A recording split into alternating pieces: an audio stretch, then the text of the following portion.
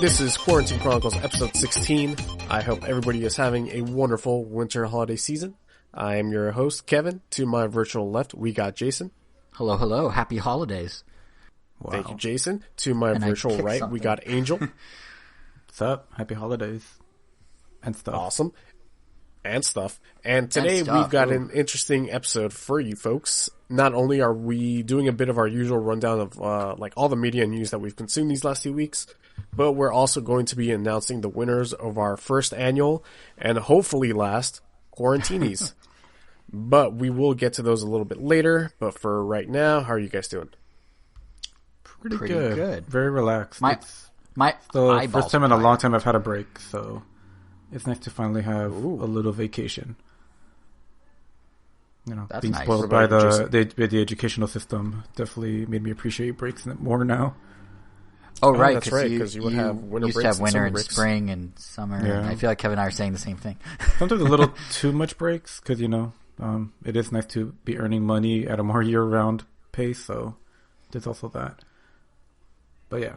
Nice. Jason? My eyeballs are tired, so I was starting to say. Like, I don't think I've watched so many movies back-to-back as in the last, 3 days. Like, it's...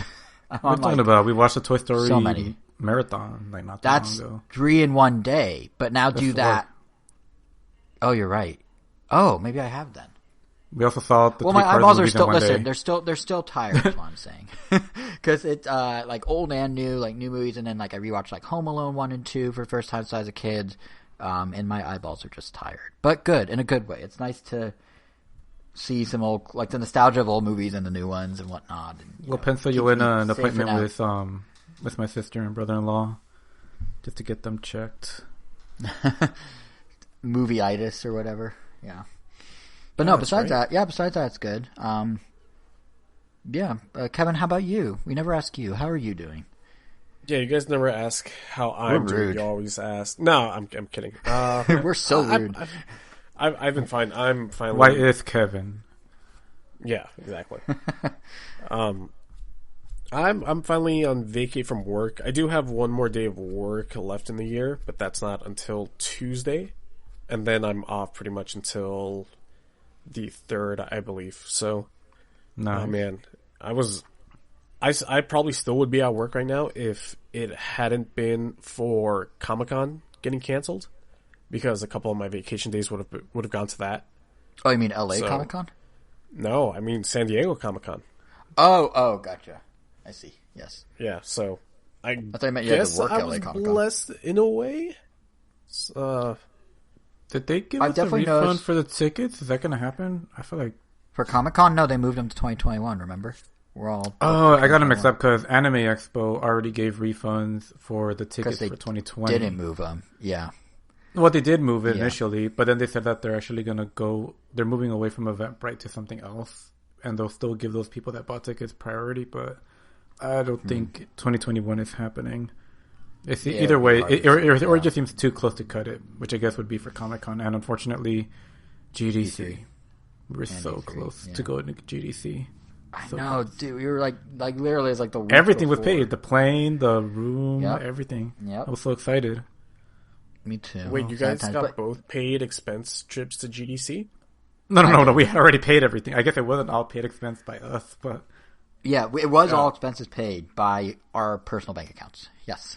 Oh, but yeah, it's gonna be.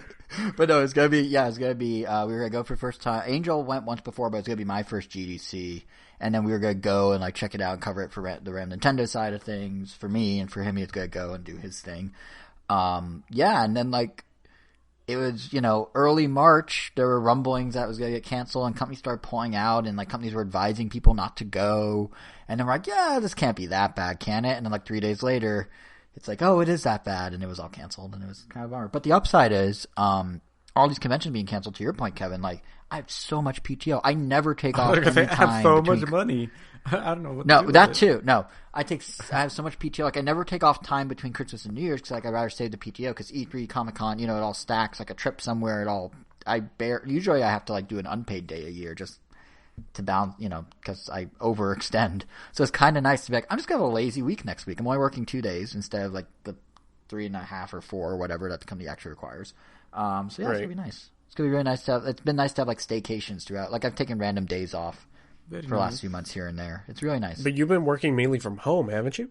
I have, yeah. So it's really no different. And in fact, you could argue it's a waste of PTO because I could just like check email once an hour and then do nothing the rest of the day. No one at work, listen, please. But I think it's one of those things that's like just knowing you don't have to check is really nice. And if I don't spend the PTO, California, it does have rollover PTO, but if you max out your hours, it stops accruing. And only starts accruing again when you start whittling down your hours. So I actually maxed out. So I had to take some time off, or else I just had like hours evaporating into thin air that I was deserved, that were owed to me. No good. So, no, it's not. Although it's funny, little fun fact for those listening at home who may be in the state of California. Apparently, if you hit your max by law, if you start using your PTO, it will backfill your previously earned hours. So you can keep riding that max for a while and then just take a day. I calculated it out with a coworker. It's something like you can theoretically take off every third Friday or second Friday of the month or something like that and never run out of PTO.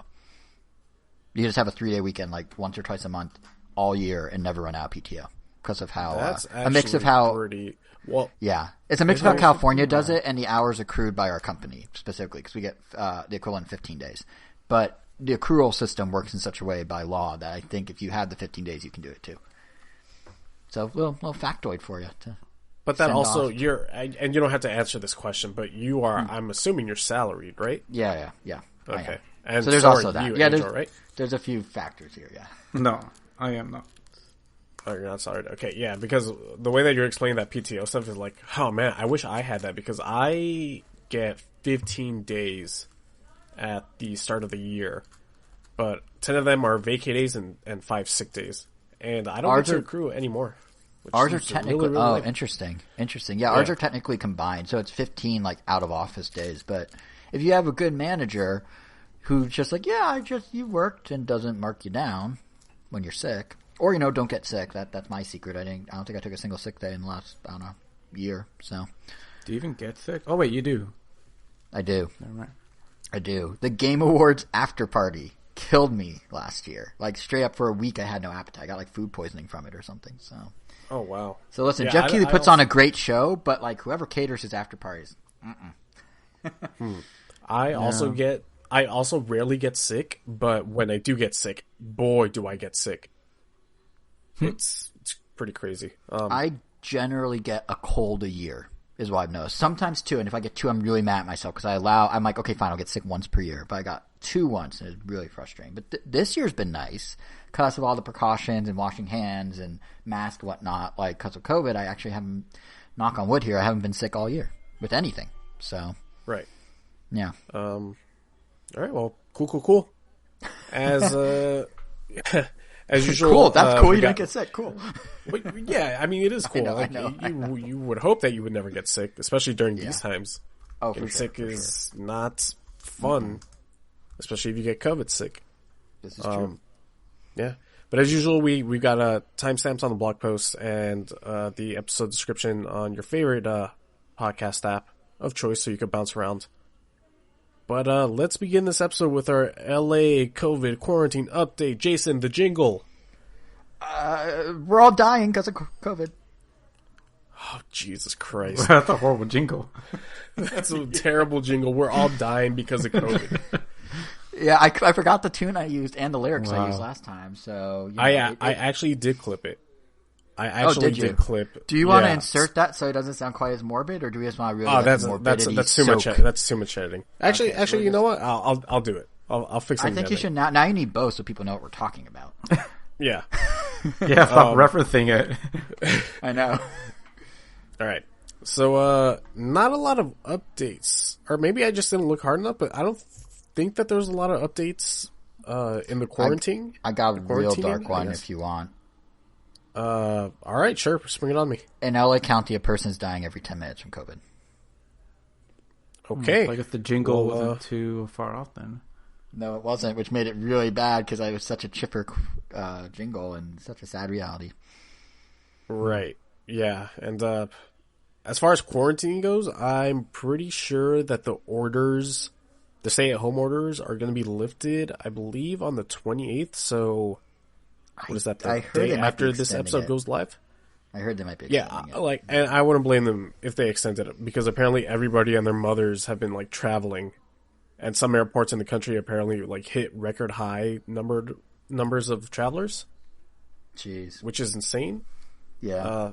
I mean, but aside from that, the vaccine from Pfizer has started to get out there. Thank God. I actually know a couple of people who have gotten the vaccine already. Both of them are in the medical field, and both people I went to high school with, and one of them is my best friend. So if anyone wants to tell me otherwise that I shouldn't take this vaccine, I will probably listen to them over you. Yet? Wait, what? Like, see the medical field? You said your best friend got the vaccine. I said Kevin, one who is one of my best friends. And say, yeah, one of them. So yeah, I got like, you remember that episode of Recess where what's the main character? What's the main character's name? Yeah, TJ. He's got to do like a book report on who's his best friend, and everybody else gets mad at him. And he's like, I don't have one best friend. I got 5. I got multiple best friends, man. You guys are in there. So's your brother. Yeah, but that's pretty much it for this. That's a nice wholesome way to end the quarantine update. Seriously, it started so dark and it ended so bright. Yeah, but yeah, I think that's it for the COVID update. Unless you have something. I have at least 10 friends I keep in contact with, and you said 1 in 10. Hopefully they're all okay. No, not 1 in 10. Every 10 minutes someone dies. Not 1 in 10 people are dying. That'd be an insane number. That'd be like, good God. That'd be like 3 million in LA County alone. That'd be nuts. No, it's every 10 minutes. We brought it back down to pretty depressing. Seriously, Angel. Come on, it's the holidays, man. But I guess we should just move over to the fun stuff, to the good stuff. Yeah. After that, let's get out of this hole as quickly as we can. All right. So we finally saw Tenet. Yes, and by we, I mean Jason and I saw Tenet. Angel, you just read a synopsis, as he tends to do. Yeah, I assume we're going to get into spoiler territory, especially with this movie. I feel like probably not even just for this movie, but also for like Inception, because that's the movie that this movie has like the closest comparison to. Personally, I would think so. I'm so proud of myself for catching most of the twists before I knew about them. Yeah, I will say, without spoiling anything, before we get to those spoilers, they were really obvious, or maybe this was less twisty than most Nolan films. I feel like it kind of like you could kind of call it a little. Mm-hmm. I don't know if you felt that way, Kevin, but it felt like it was a little like, oh, obviously, it was like a little more cliche almost. Yeah, sure. And we're gonna have timestamps at the bottom to separate our regular talk to the spoiler talk. But like for right now, Jason, what did you just think of the movie, just overall? I think it needed more room to breathe. Honestly. It was 2.5 hours, so I know that's an insane comment to make. But I really do feel like the Nolan-y like second half where it kind of like literally folds in on itself sort of in terms of the plot like doubling back and stuff like that, the way it does the time inversions and everything, I thought that was really cool. It felt very like in Nolan's wheelhouse. But the speed at which the first half had to be told to get to that point felt very rushed to me. Like this really felt like a movie that it had just a little different pacing, or maybe even, and this is crazy to say because I know how much this man loves his cinema, but if it was a mini series or something, and they did over like 6 episodes, like they did like Devs with the dude that did Ex Machina, like if they did something like that, I feel like it would have been a lot stronger than it was, if that makes sense. Which I realize is ironic because Christopher Nolan was harping over and over about how you have to see this movie in theaters. It's a cinematic experience. You have to go to the cinema, the biggest screen, during like the lockdowns, trying to get theaters open. Like he was so like, you can't watch this. Don't watch this on your phone. Don't watch this on your tablet. Watch this in a theater. And then like everything about it just felt like It would have been better if it was stretched out a little more. B, it would have been better if, or not better, but I feel like there's more appreciation to be had if you rewatch it, which is the opposite of a cinema experience. Right. I would have not enjoyed this movie if I had only seen it once in the theater and then had to wait until the DVD release or the digital release to rewatch it. And never mind point. DVD, I know. That's why I corrected myself real quic. I was like, I was going to say, and point C, because I was like kind of, like A, B, and C was I know he likes his bombastic sound, and the soundtrack by Ludwig of, Community and Mandalorian and Childish Gambino production fame is really great. But, man, it was like hard to understand things without subtitles. So for a movie that audio more than ever mixing needs is subtitles, just garbage as usual for these Nolan movies. So I saw this with Elvis, and I remember at some part he said, "Wait, what?" And I just told him, "Just put the subtitles on, dude. It's literally not worth the strain of constantly thinking like, wait, what did they just say?" The audio mixing is atrocious. Which and we've talked about this before. No, and we've talked about this before. How apparently now other directors are telling him, "Hey, your audio mixing is bad." Yeah, and I think now he's starting to get it, but he is. He made some comment like, "Oh yeah, I know." Which is so funny because I remember when Interstellar came out, they made such a point, and Dunkirk, they made such a point about how he sits in the room and listens to the audio in all these different spots. Like a friend and I saw the audio, not the dialogue. He must be built differently then, because I don't know. I don't know how he sees his movies and goes, I understand literally everything that's going on. Well, what's funny is a friend and I, we saw Dunkirk and Interstellar in theaters made for it. We saw, not made for it, but we saw Interstellar at the Chinese Grumman Theater or the Grumman Chinese Theater in Hollywood, and they were telling us before it started, Christopher Nolan came to this very...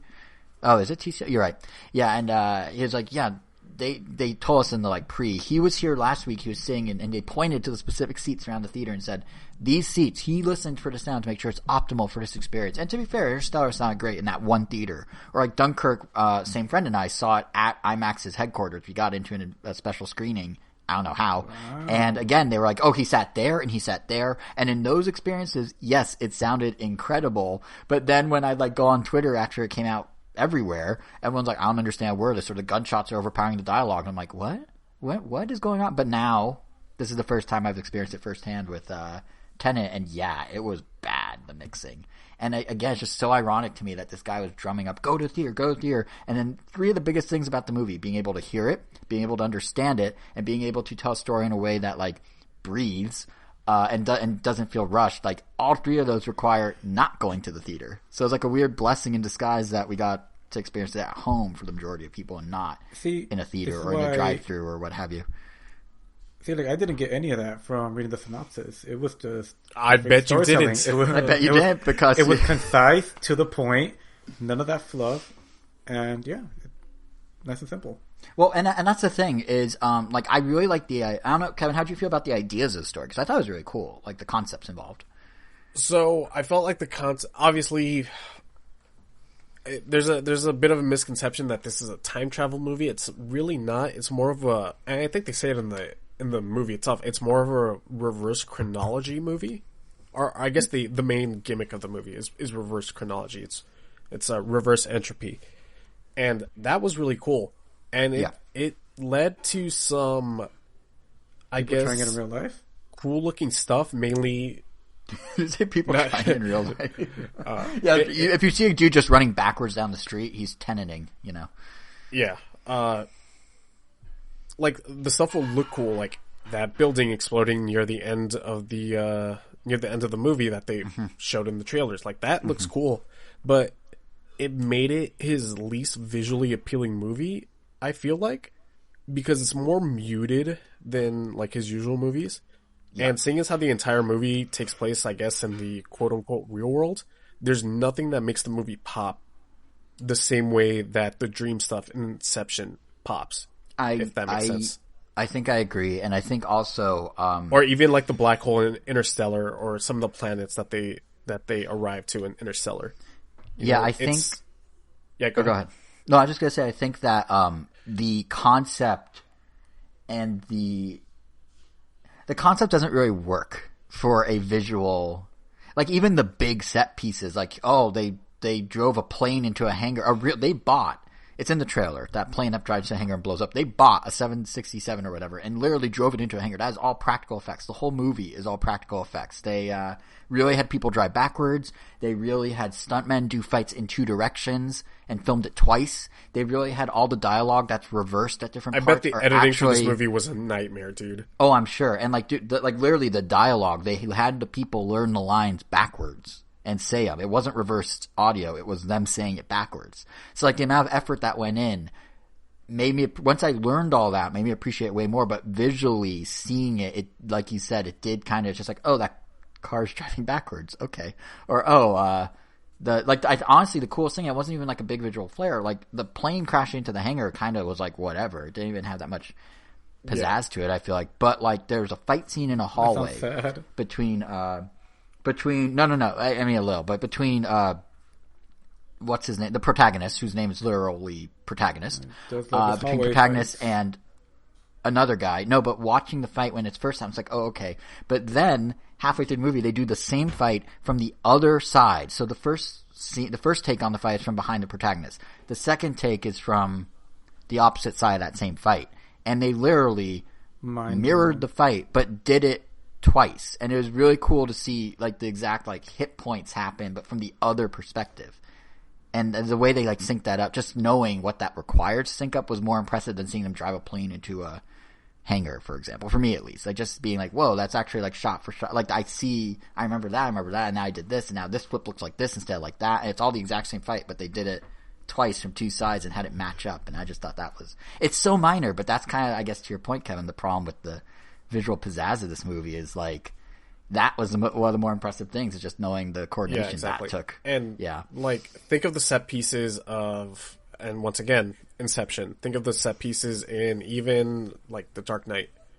Yeah, I like the opening set piece of that, the bank robbery. Even think about the one in Dark Knight Rises, which isn't a very good movie, but at least it had that plane scene at the beginning with Bane. Right. And they tried for that. Here, like the plane crashing, I think is like a perfect summation of this movie. Of like, it's the simplest little thing that they try to hype up, and it doesn't really work. Like even they deflate how cool it could have been in the movie.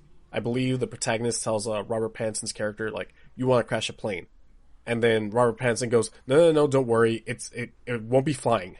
Like it'll be grounded." I'm like, oh well, that's why would you even say that? Just like keep that off screen, and then like you know that relationship. My point about like the movie needing room to breathe. So when you watch it multiple times, I would assume I've only seen it once, but I imagine you watch it multiple times, and even by the end of the movie, you kind of have a better understanding of the protagonist and Robert Pattinson's character Neil and their relationship with one another. But in that first half of the movie, it's just so fast. It's like, oh, protagonist is going here. Oh, now he's assigned this mission. Oh, now he has to do this. Oh, here's this guy Neil. Oh, now they're best friends and they're laughing together. And it all was in the span of like 10 minutes. It was so there was that weird. There's that point where Neil tells the protagonist, so I take it you trust me now? And the protagonist is like, yeah, I trust you now. And I was just thinking to myself, why? Like, why do you how's trust that this earned? all of a sudden? Where was that earned? And likewise, there's, I forgot the name of the main woman in the movie. Kat. You know, but her relationship with the protagonist and just how they become trusting of each other and sort of go along and want to help each other. It's like, where did that come from? They had a literally 20-second conversation in a restaurant, and suddenly they're like BFFs that are scheming together. Like, it's so... I don't know. It's just the movie was moving too fast in that first half, and I think if they stretched those out into a couple like if they did a 6-episode story and they had the first 3 episodes be before the inversion and the second 3 be after, I think that would have been really cool. Because like the idea of laying the groundwork in the first half for stuff that when you see the second half you could go back and be rewarded by, like that's ultimately what Mr. Robot did over 4 years and did it really well. And I feel like the ideas and what Chris Nolan could have done could have worked in a similar format. It's just, it was so compressed and squished. And I don't know. All right. I guess let's get into the spoilers. Okay. Spoiler warning for everybody for Tenet, most likely Inception, most likely any other Christopher Nolan movie that we might be talking about. Yep. So yeah, spoilers. Okay. I've seen the movie twice. Okay, and I've seen it once. the reverse chronology stuff. And I didn't see it coming either time. So the reverse chronology stuff makes sense, but where the movie starts to fall apart for me, and the reason that I have to probably see this movie at least 3 more times, is when they start bringing in the temporal pincer movements. Yeah. That's where it's like, okay, well, literally everything that I thought I knew is just thrown out the window because of this. Yeah, that's true. It gets really can you explain it? Because No. I'm not, because, yeah, so I'm always going to be lost, even with, like, the Tenet subreddit has, like, a really good plot summary, and they even have a map of the direction of time that the characters are going through. And just to clarify for those listening, you're talking about basically the climactic fight scene where they're moving forward and backwards at once, right? Yes, exactly. Yeah. And that's when Kick-Ass's character, I forget the name of the actor. That's where, Wait, Kick-Ass where he is in comes this? in. Yeah, he's Kick-Ass? the soldier dude. I didn't realize that was him. movie? That's crazy. Trust me, I didn't realize that it was him until my second viewing. I didn't even recognize him. That's crazy. But yeah, I mean, I could kind of explain I feel like I had a base level understanding of it that got me through the movie and let me be like, okay, I see what happened. But I don't really, like, the thing that throws me off about that scene, like, I could follow Robert Pattinson's moves, like Neil, like what he did within that fight scene and how he was going in one direction and then he went through the turnstile, which is, Angel, for your reference, where they switch directions in the chronological order of things. And then when he started coming back the other way, like, I could pace that, I could follow that. Like, you see his Jeep, his Humvee at one point right at the start of the fight scene, then you see it later again. You're like, okay, this was the mirror. I get that. But, like, I don't really, like, that fight scene, who were they fighting? I mean, I know who they were fighting. Yes. They're fighting the bad guys, like, the main bad guys, like, army of, like, mercenary henchmen people. But you never really saw them. They never really showed who was shooting at who. They were never distinguished enough from the main army, which then it's like, I can't tell which part of the good guys are the ones going forward and the ones going in reverse. And Nolan tried. He did a cool little, like a clever little, some will wear red and some will wear blue on their arm, and that's how you tell, supposedly. But, like, you couldn't really tell. Like, it felt like so, that big climactic fight scene felt so, like... It might as well just been, like, a little wristband that they were wearing, because it was supposed to be a patch on their shoulder, but, like, I never saw it. The thing that tripped me up, though, was, like, it was this, big climatic fight scene, but, like, you didn't really, there were no stakes because you didn't know who was doing what. All you saw, and again, to your point about it was missing visual pop, all you saw were some people moving forward and some people moving backwards, which I know they had a couple landmines that, like, unexploded, but then they had a second layer, some other landmines that did explode. They had a building that, like, inverted its explosion and re-exploded. It's like, oh, that all looks cool, but it has no stakes of what's going on.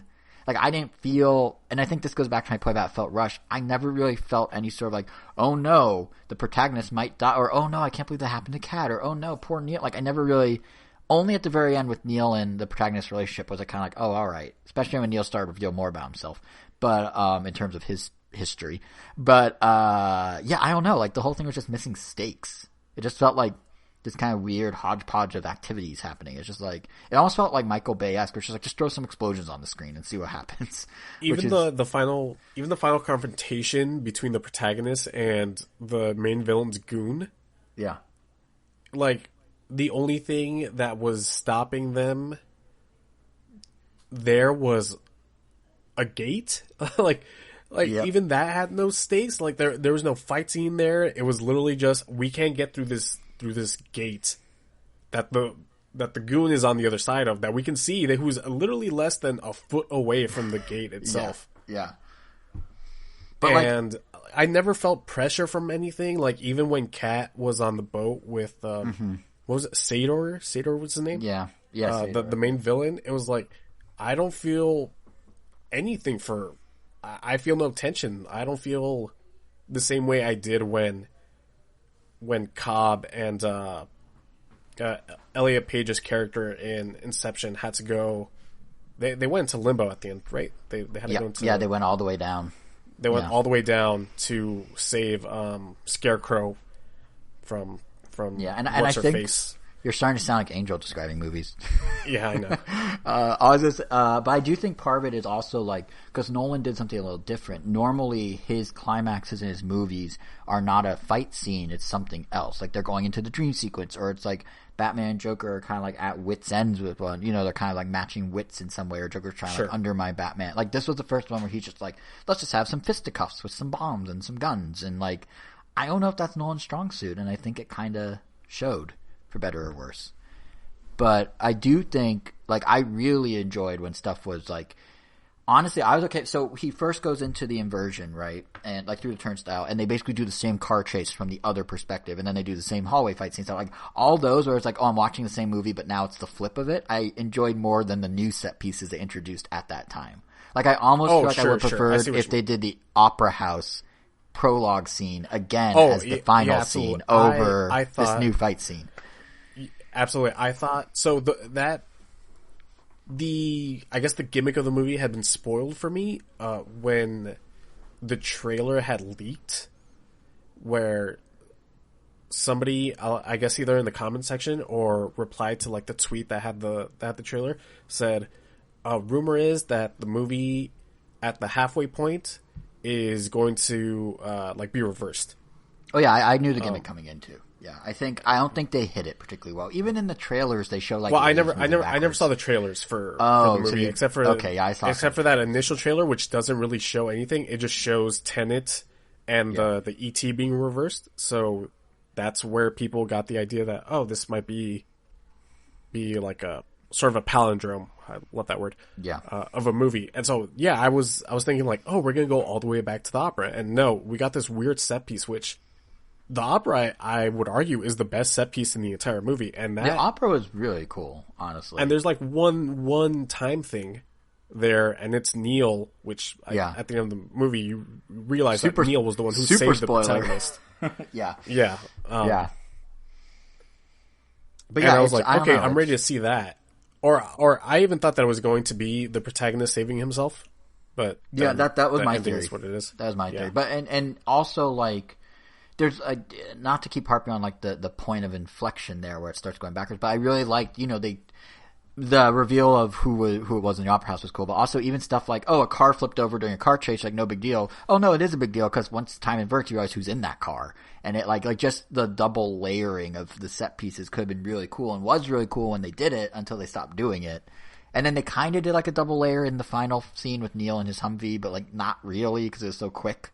So like I feel like that's a little bit of a missed opportunity, but I do think the concept's really cool, and like there is a lot there if you really want to dive in. Like the bad guy's name is Sator, right? So there's this thing called the Sator Square. I found about this on the internet, and courtesy of a friend of ours.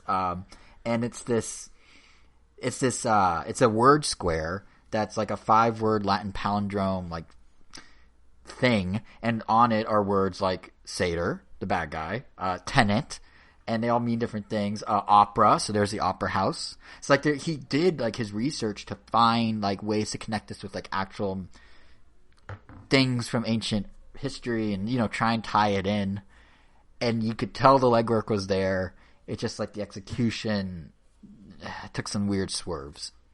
So like in concept, I like this right up there with all the other concepts no one's come up with. In execution, it probably is in the bottom half for me, I'd say. Sure, yeah.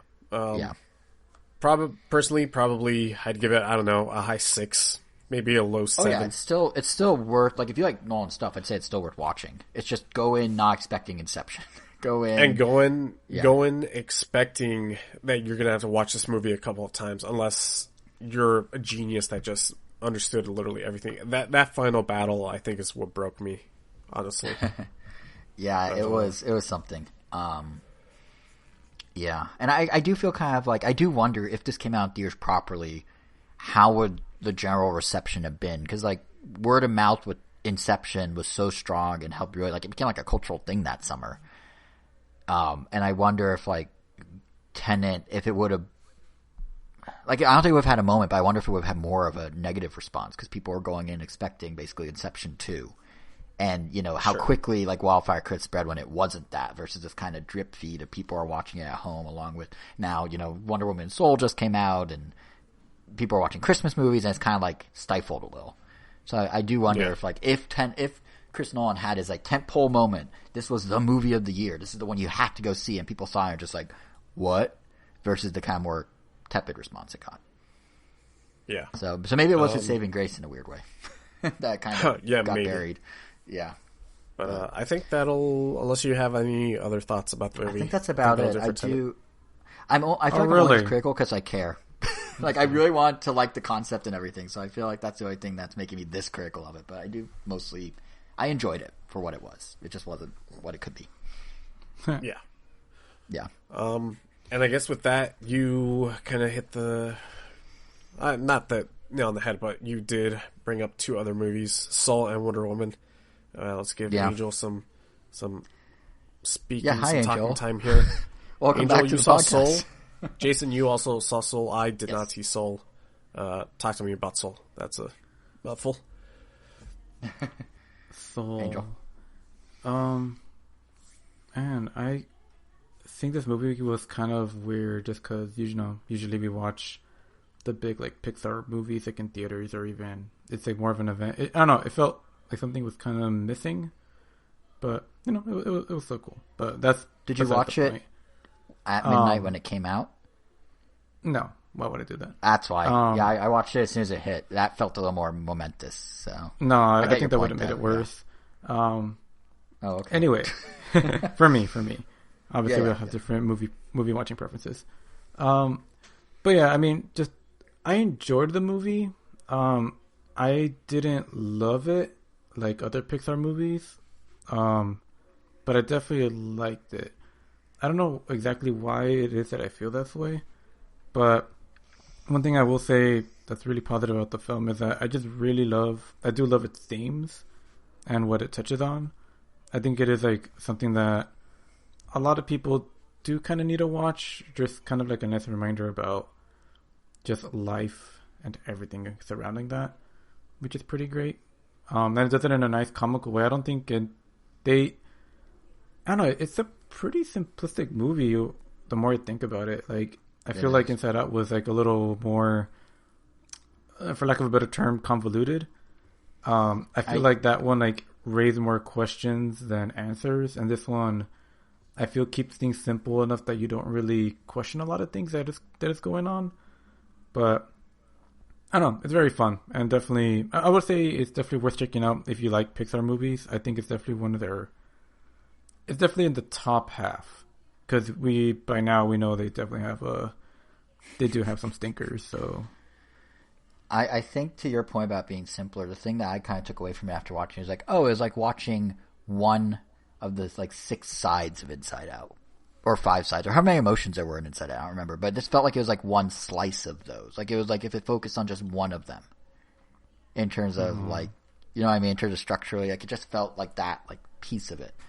But I mean, one thing I'm kind of surprised you didn't call out yet, Angel. What did you think of the animation? Because I thought it was a gorgeous movie. Like, the different art styles all mixing and matching. They did some like sketch looking stuff at one point, like literally like sketchy looking things. They had like flat characters and 3D characters. They had like photorealistic New York streets. Like, it was really a mishmash. It was kind of cool. I think after seeing Inside Out and just so many animated films this year, I guess I just wasn't as impressed. It just felt, it was definitely a nice looking movie, but it almost felt very simplistic as well. Like, most of the time you don't really have many backgrounds except for just void and blue characters in the front. I mean, it works for what it's doing, and I don't know if they could have done it any other way, but I think just as far as like crazy animation or just like stuff like that, I think we're starting to reach that point where they're gonna have to really go crazier. But that's interesting, because I really did think, like, by Pixar standards, they kind of did, because like they literally have scenes where you're walking through it looks like a that's sort of sketch. That's why I didn't say Pixar, like even just like animated films in general. Okay, that's fair. Yeah, like I think the bar has just been like raised higher for me in terms of like just pure visual bliss. Like I don't know. I think the thing that stood the most out to me was like the character designs in general of the people. They were very much not like any other Pixar movie. For the most part, I feel like most Pixar movies kind of shared the same kind of people template that's different from Disney, with a few exceptions. But this one, I guess, just went for a way more rounded look, which doesn't look bad. It looks interesting for sure. It definitely has its own look to it. But like I said, like I don't know. I guess I've just been watching a lot of, like, even just like thinking about movies like Morona's Wild Adventure, that one about the dog. Like that one, I feel is like way more like visually interesting than Soul, I would say. Especially because, you know, I mean, we'll get into. Or go ahead. I mean, we'll get into spoilers later, probably, which like probably like helps explain why I feel that way. But yeah. Well, I mean, we could get into it now. It could be part of the conversation. We could just put the spoiler warning. Spoiler warning, if you wanted to finish your thought. Spoiler warning. Spoiler warning. Set the alarm or whatever. Yeah, so before I guess I even get into that, I thought it was really cool that they managed to not spoil the movie in the trailer or anything. Like, I thought it was an interesting twist that you spend the majority of the movie just like on Earth. I thought it was actually going to take most of the runtime in the astral plane, but it's really just, you know, a body switch movie. It's like Freaky Friday kind of thing. But because, you know, it just spends like, I would say like maybe not 90, maybe like 80% of its runtime just on Earth. It does just kind of, like, when I think of Soul, like, I end up remembering more the fact that they were just a normal human world that isn't as interesting as like the astral world. But you know what I found interesting about that human world, actually? Did you notice how the emphasis on the sort of neighborhood, like minority neighborhoods of New York in this thing?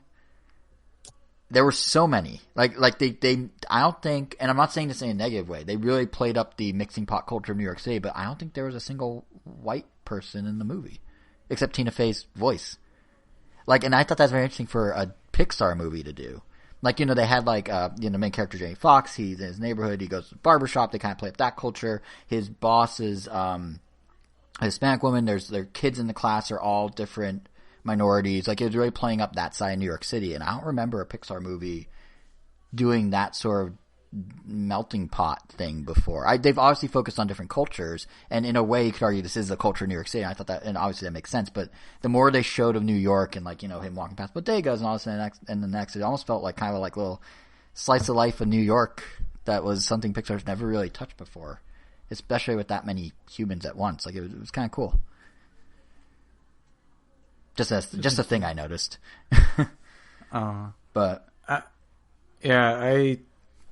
don't know. I guess I didn't, or I don't know. I don't know. I guess it wasn't something that stood out to me. It was just I don't know. Everything seemed normal, I guess. But, I mean, yeah, I don't know. There really isn't much for me to else to say about the movie, I guess. I think, you know, one thing I thought was kind of interesting about it is I feel like this movie, more than most Pixar movies, really straddled the line between being a kid's movie and not a kid's movie. Like, there's a lot of Pixar movies that get into deeper themes, but I mean, this one's literally about, like, kind of what's the meaning of life and everything. And, you know, right off the bat, death. And when I was watching with Rachel, she pointed out, this is the first movie that I think Pixar's actually, like, depicted death, like, straight up death. And, like, you know, like, what happens when you die type of thing. And Coco, they had a lot of. Well, I pointed that out to her too, and she's like, "Well, no, it isn't. It isn't. It's about how the society, what the society believes the afterlife is. This was literally about, like, here's death, just straight up death, and like your life feeling like maybe it wasn't worth it." But the thing I was gonna say that's kind of interesting is a lot of the references, a lot of the jokes, a lot of the stuff was all like kids aren't gonna get. They made a lot of historical references kids aren't gonna get. They made they made a really good Knicks joke, like New York Knicks joke. And I feel like a lot of stuff is going right over kids' heads, along with the jazz side of it. Like, kids aren't, like, it's jazzy and the music that kids are going to gravitate to. I just remembered. And there's a lot of stuff that, like, it felt like this was a movie that they wanted to make for adults, and then they threw in the body switch and stuff just to kind of make it also be kid friendly and appeal to kids. And they kind of, I think they walked that line pretty well, honestly. What were you gonna say though? No, yeah. I mean, like I said at the top, like, I think it's a great movie for people to watch in general. Like, I think like I said, I really like the message. I think it definitely speaks to people that are kind of having like existential crisis, if anything. Especially now, honestly, like this year. Yeah, I think it felt it very came out like at a good time. Like, the only thing that I remembered is that I don't know if I really liked the whole. It seemed too convenient. The whole like how the astral plane works. Like, you know, oh, you're in the zone. You're like, I guess like in that space between the afterlife and real life. Essentially, you get back there, and he pretty much from I guess playing the piano. He was able to. I don't think they're saying the zone is halfway to death. I think they're saying the zone is something that like kind of is your spirit's calling or quells your spirit or like puts you at peace. So either you're in the zone and you're really about something, but then it's just as easy as they point out in the movie to slip past being in the zone and become obsessed to a point that hurts you. And finding like net positive for your soul is like, I don't think they're saying it's like a halfway point to death. No, that like part's fine. Like what they're trying to do with that. No, I'm just saying like how that is just kind of like a backdoor into how they literally use that as, I guess, the way for the main character to go from, I guess, to find 22. Like he just starts playing the piano and then he just, I guess, goes into the zone and then leaves the zone and then he's pretty much right back where he was, where I guess he skipped to when he died. It just seems like, I guess that like definitely made it like seem like they could have too many doors open for. I don't know. It seemed like something we weren't supposed to think about, I guess. Right. I will say, I know I sorry I touched on it, but too convenient. It was really convenient, I guess.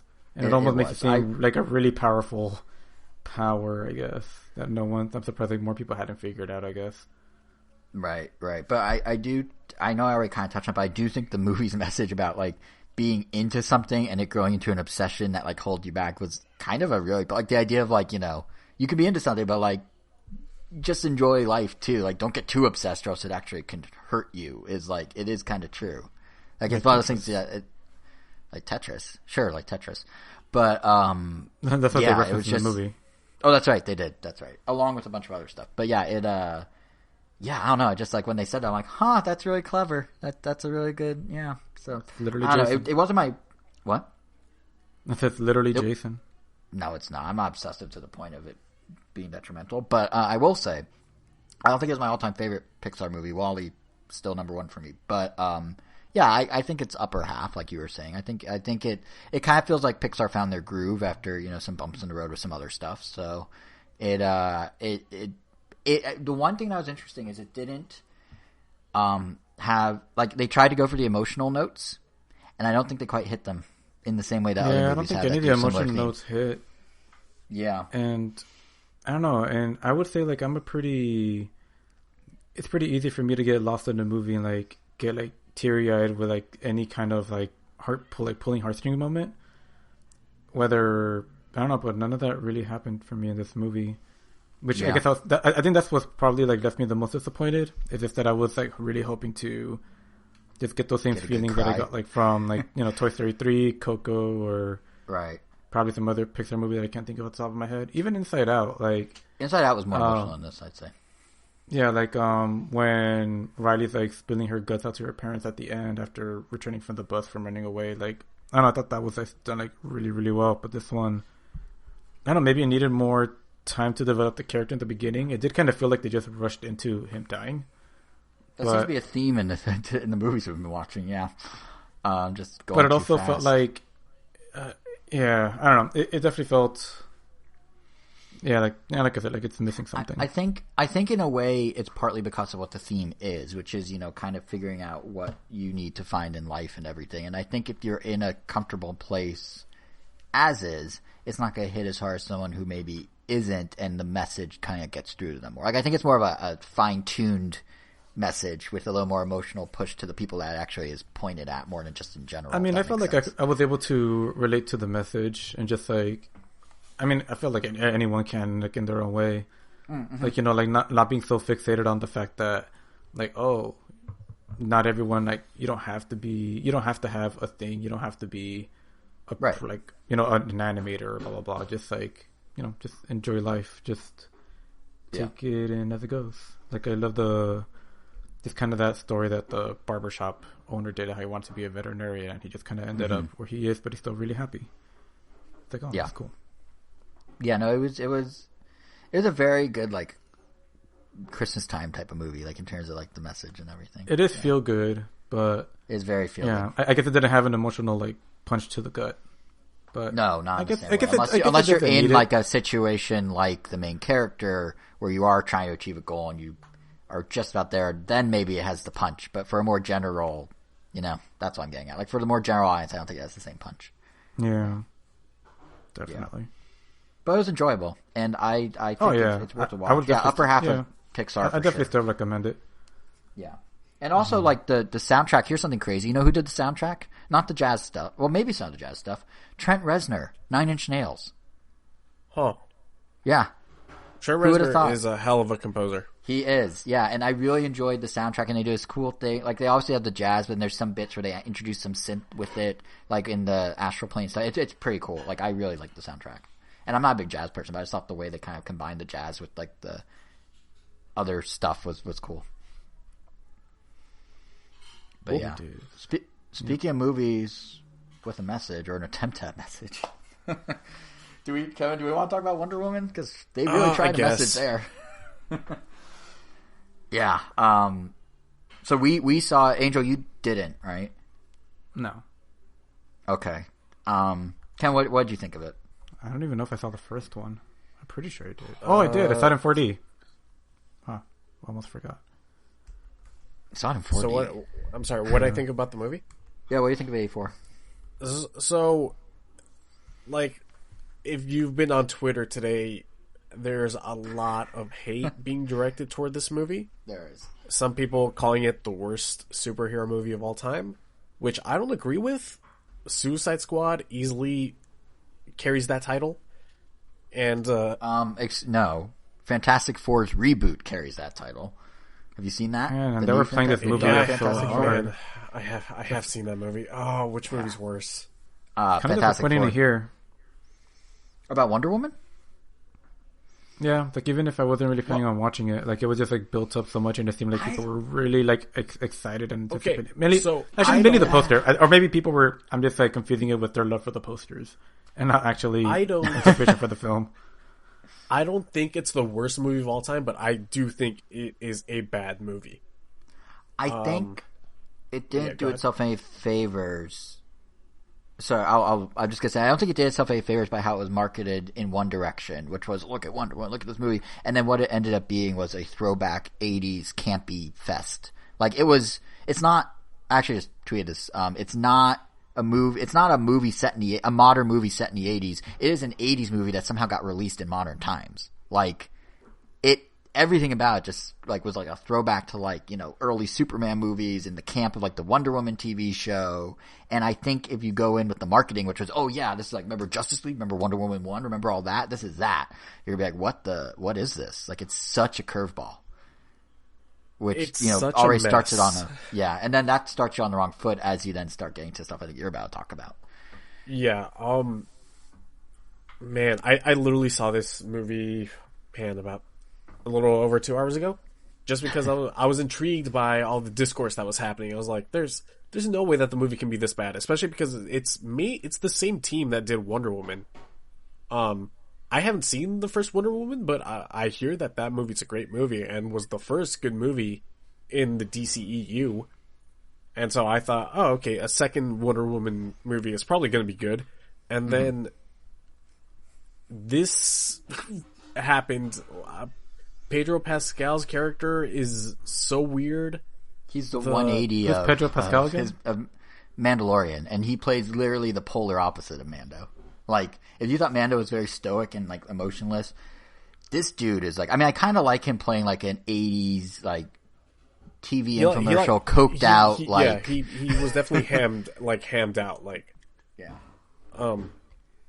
Like it kind of worked, and it was kind of fun just to see him play such a different role because he did like Game of Thrones and Narco, and he did all these things where he was very serious and I like gravitas, and then he was just this like total like freewheel and like overly charismatic, overly like hammed up charisma sort of guy. And that for me was, even though the character is a little like too fake, it was just kind of fun to see him do that role because it's such a like a flip of what he normally does. Kristen Wiig's character, she was also a bit of a mess. especially her. Well, it's not a spoiler, but she's Cheetah, and her turn into Cheetah is. Oh god, we'll get into that in spoilers. The whole Diana and Steve thing. That also gets very, very murky. On a couple of levels, not even just on the level of this movie. What I'm not seeing a lot of conversation online is about how I think this movie looks bad. The CGI, really? I think, is terrible. Yeah, actually. It's atrocious.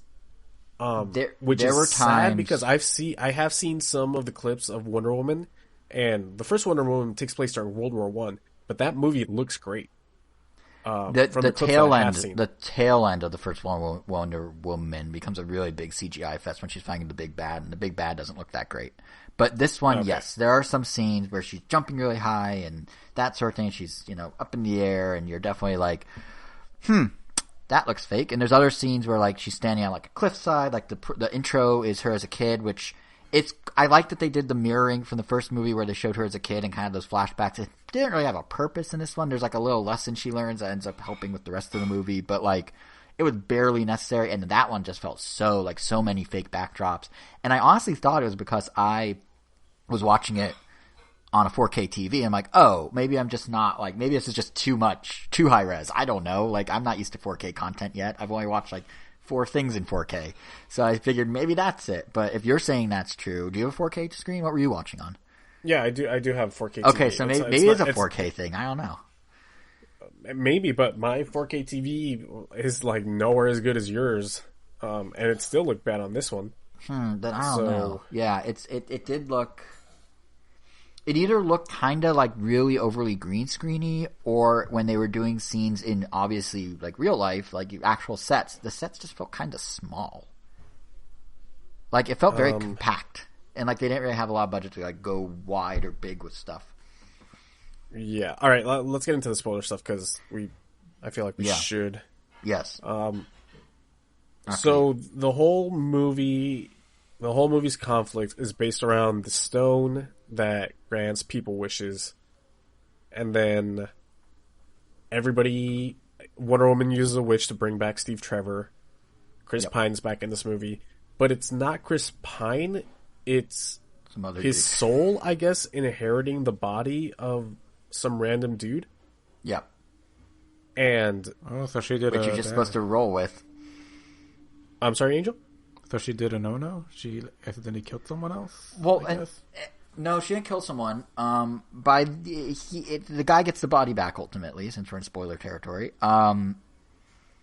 Yeah, but she did make a wish, and it had consequences. I don't know, Kevin, how did you feel about... I actually kind of thought paralleling her wants with getting Steve back and then Barbara, who was Kristen Wiig's character that became Cheetah, and her wants, and kind of like the parallel of they both are trying to get what they want, but also like have to accept that they lose something, and then one goes with it and one doesn't. I thought that actually was handled okay, honestly. I thought it was incredibly half-assed. The fact that Wonder Woman would be so stuck for decades over this one man, and it feels like they literally only had her stuck with this idea of Steve, just so that they could make this movie where she's like, oh, she's ready to him up. Which, didn't she technically give him up at the end of the first Wonder Woman? Yeah, because she didn't stop him. I don't quite remember. She didn't stop him from doing the suicide plane thing.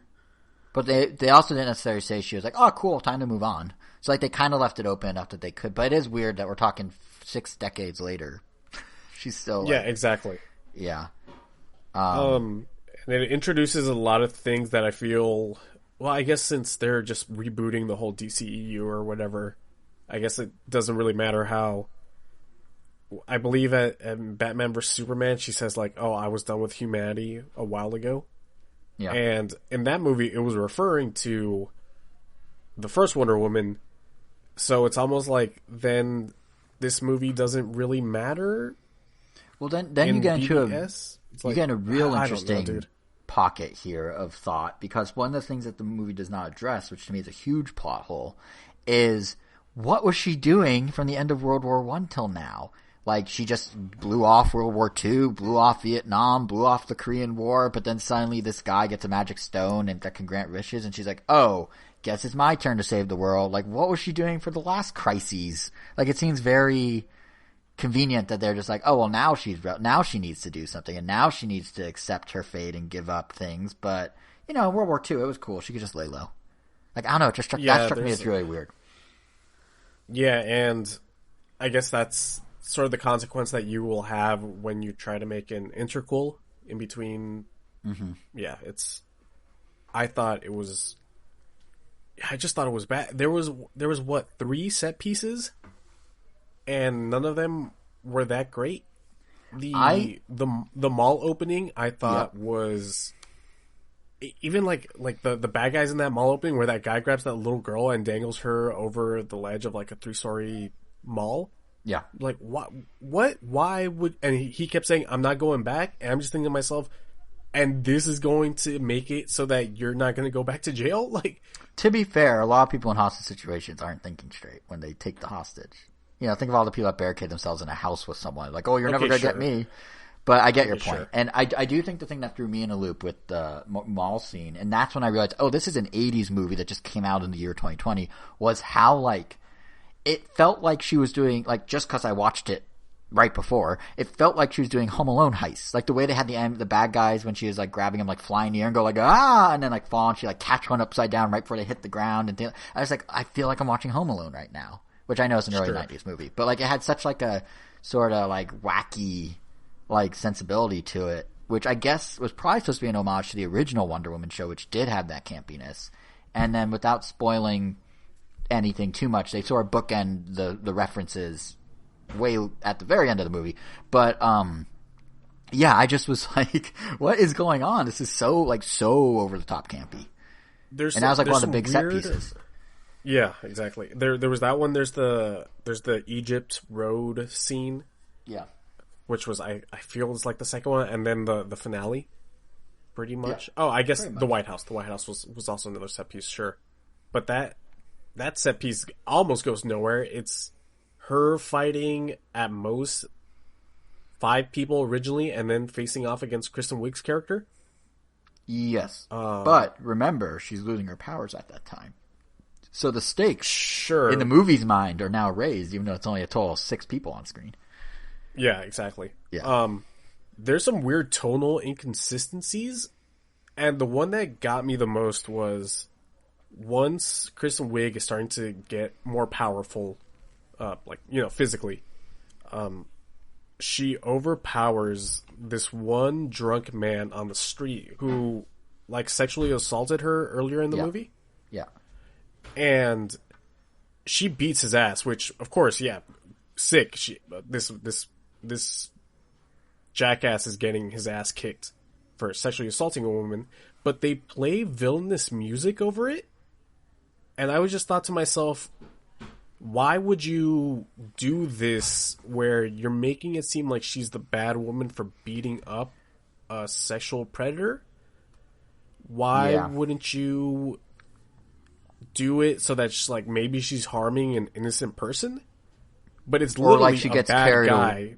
Yeah. Or like she gets carried away hurting the bad guy and starts like hurting innocent people too at the same time, and then you kick in the music. Like she starts going on a rampage or something, or it seemed like, I agree, that was a little strange. And it's almost implied like she doesn't care when like the homeless man that she's like nice to earlier in the movie is like, hey, what are you doing? And she blows him off, and it was just, why would she just blow him off when it's almost like they're friends, honestly. One, to me, that actually made sense to me, because they were showing, like, she's losing her humanity. Sure. Yeah, exactly. Yeah, because the angel, for your reference, is the whole wish bit is it's a monkey's paw. So you can get what you want, but you lose something at the same time. So she gets to be Barbara, Kristen Wiig's character, is like this super nerdy, shy, introverted person, and she gets to get confidence and basically become her own like Wonder Woman type person, but she loses her humanity and it makes her kind of evil. That's her monkey's paw. Cheetah? So I think and then she becomes a cheetah. That was also kind of, they're like, we're gonna make you an apex predator. Like they say that line. I'm like, I don't think a cheetah is an apex predator by definition. Isn't that like, aren't lions the apex predator? Aren't cheetahs like a notch below? And even if cheetahs are, why would it just choose cheetah over any other apex predator? Because she was wearing a cheetah print coat and she liked Diana's cheetah print shoes. Duh. Oh yeah, I totally forgot about that. Yeah, they beat you over the head with the cheetah stuff. Yeah. Yep. But that just kind of reminds me of the whole arbitrary. I don't know if either of you guys saw, and you probably didn't. And for that, I say you saved yourself the second Ninja Turtles movie from the Bay produced one. Not directed. I haven't even seen the first. The second one is better, I would say, but I guess when they transform these two into Bebop and Rocksteady, it's a fun movie, but I feel like most people wouldn't like it. But yeah, there's this really stupid part where they're turning these two people into Bebop and Rocksteady, you know, the Rhino and the Warthog that are classic villains from Ninja Turtles. And they're mutating them with the mutagen, and they turn into, you know, a Rhino and a Warthog.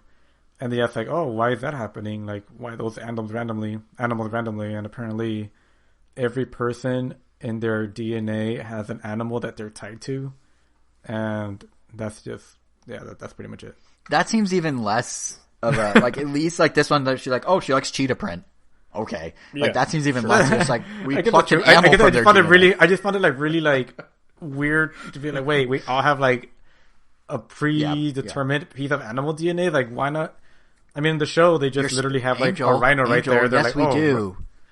Spirit animals. Everyone has a spirit animal, right? So, you know, my spirit animal is blank. So, yeah, you do. It's not in my genome, though. Hey, listen, a spirit can, yeah, it doesn't make sense. You're right.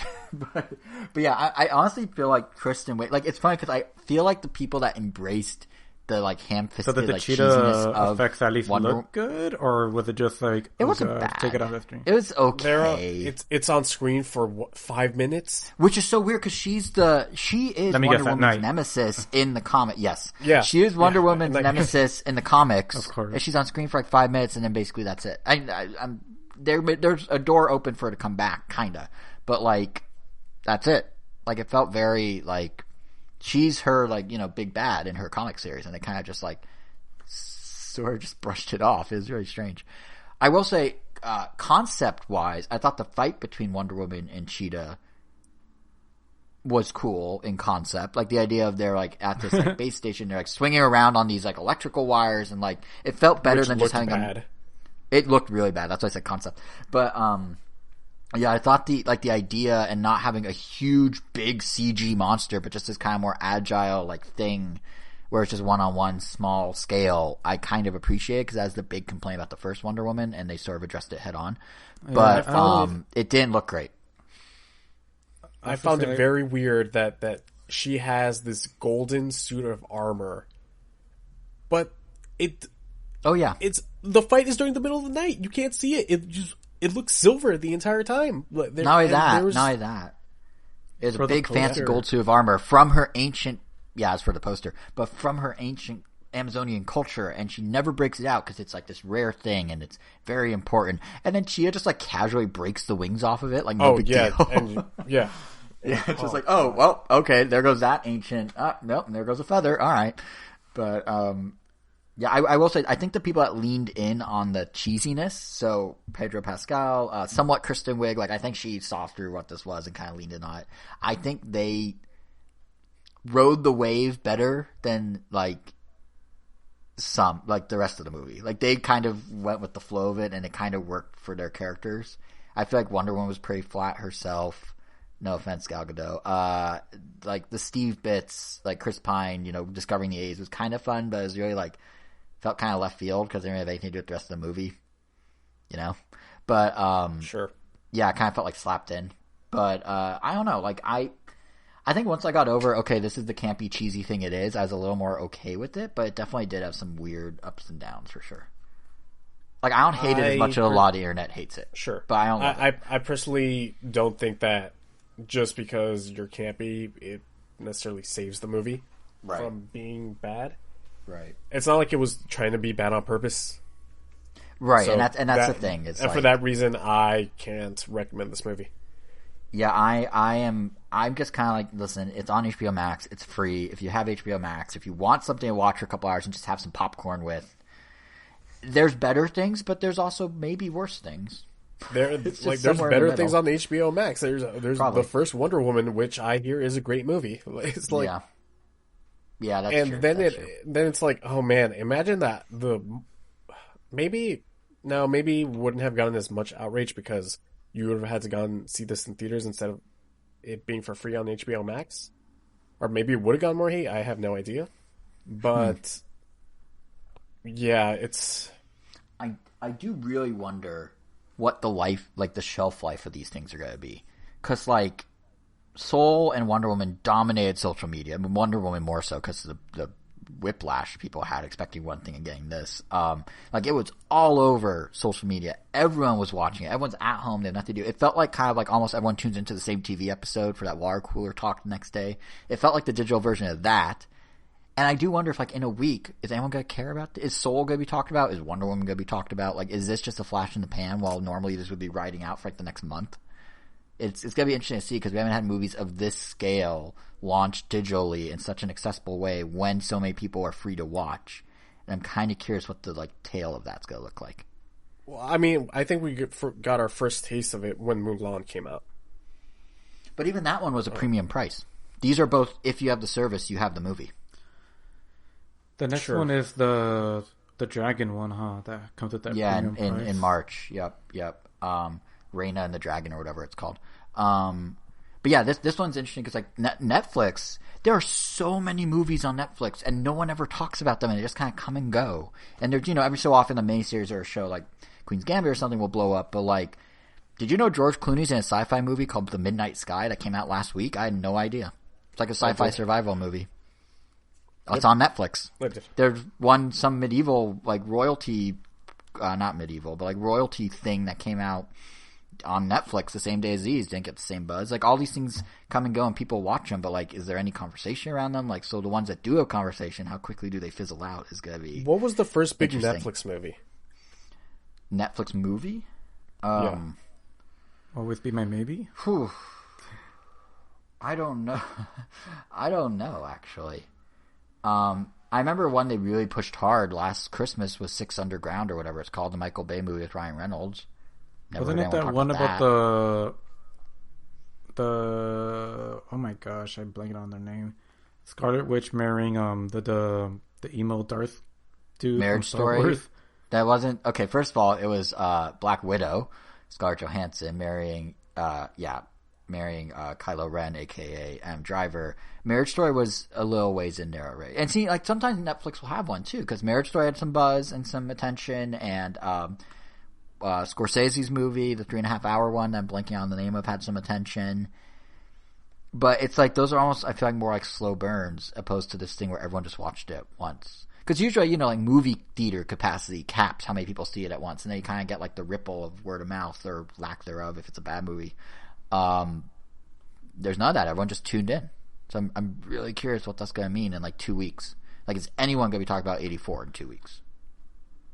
Like, is it basically dead on arrival because of the negative response on day one from so many people? Like, it'll be. No, I think 84 has unfortunately earned the bad rap of being a bad DCEU movie. So this movie's going to be talked about forever. I don't know if Soul will. True. Yeah, Soul may just fizzle out. Yeah. But, I mean, yeah, it's Wonder Woman's.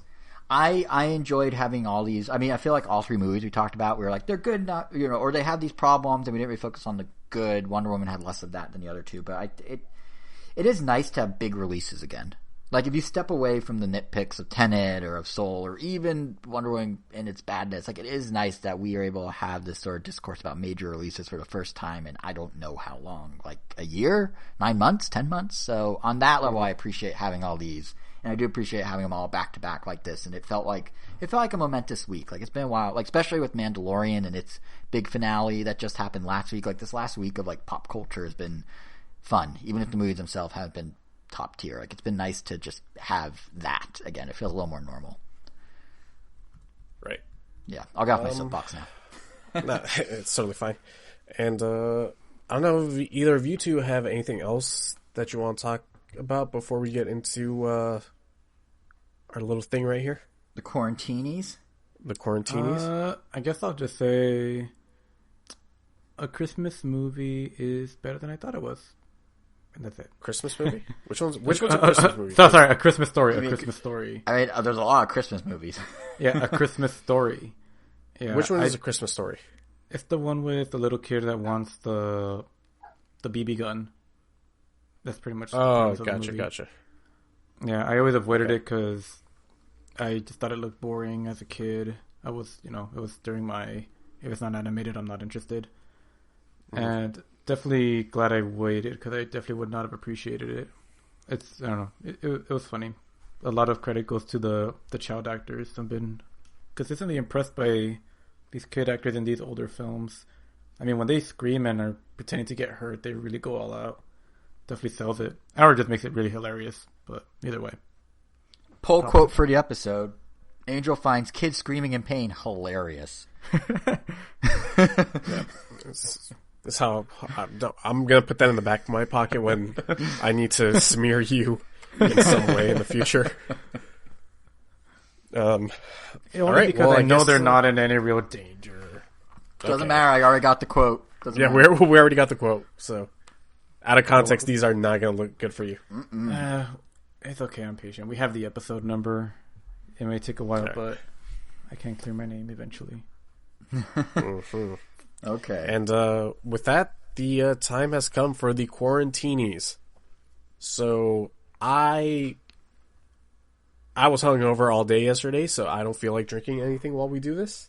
I have water and some I've got water. Strawberry Fruit Press Cool Icebreaker Duos. Actually, you know what? I've got a Monster in the fridge. I'll be right back. Hold on. Give me a second. I did. He does that.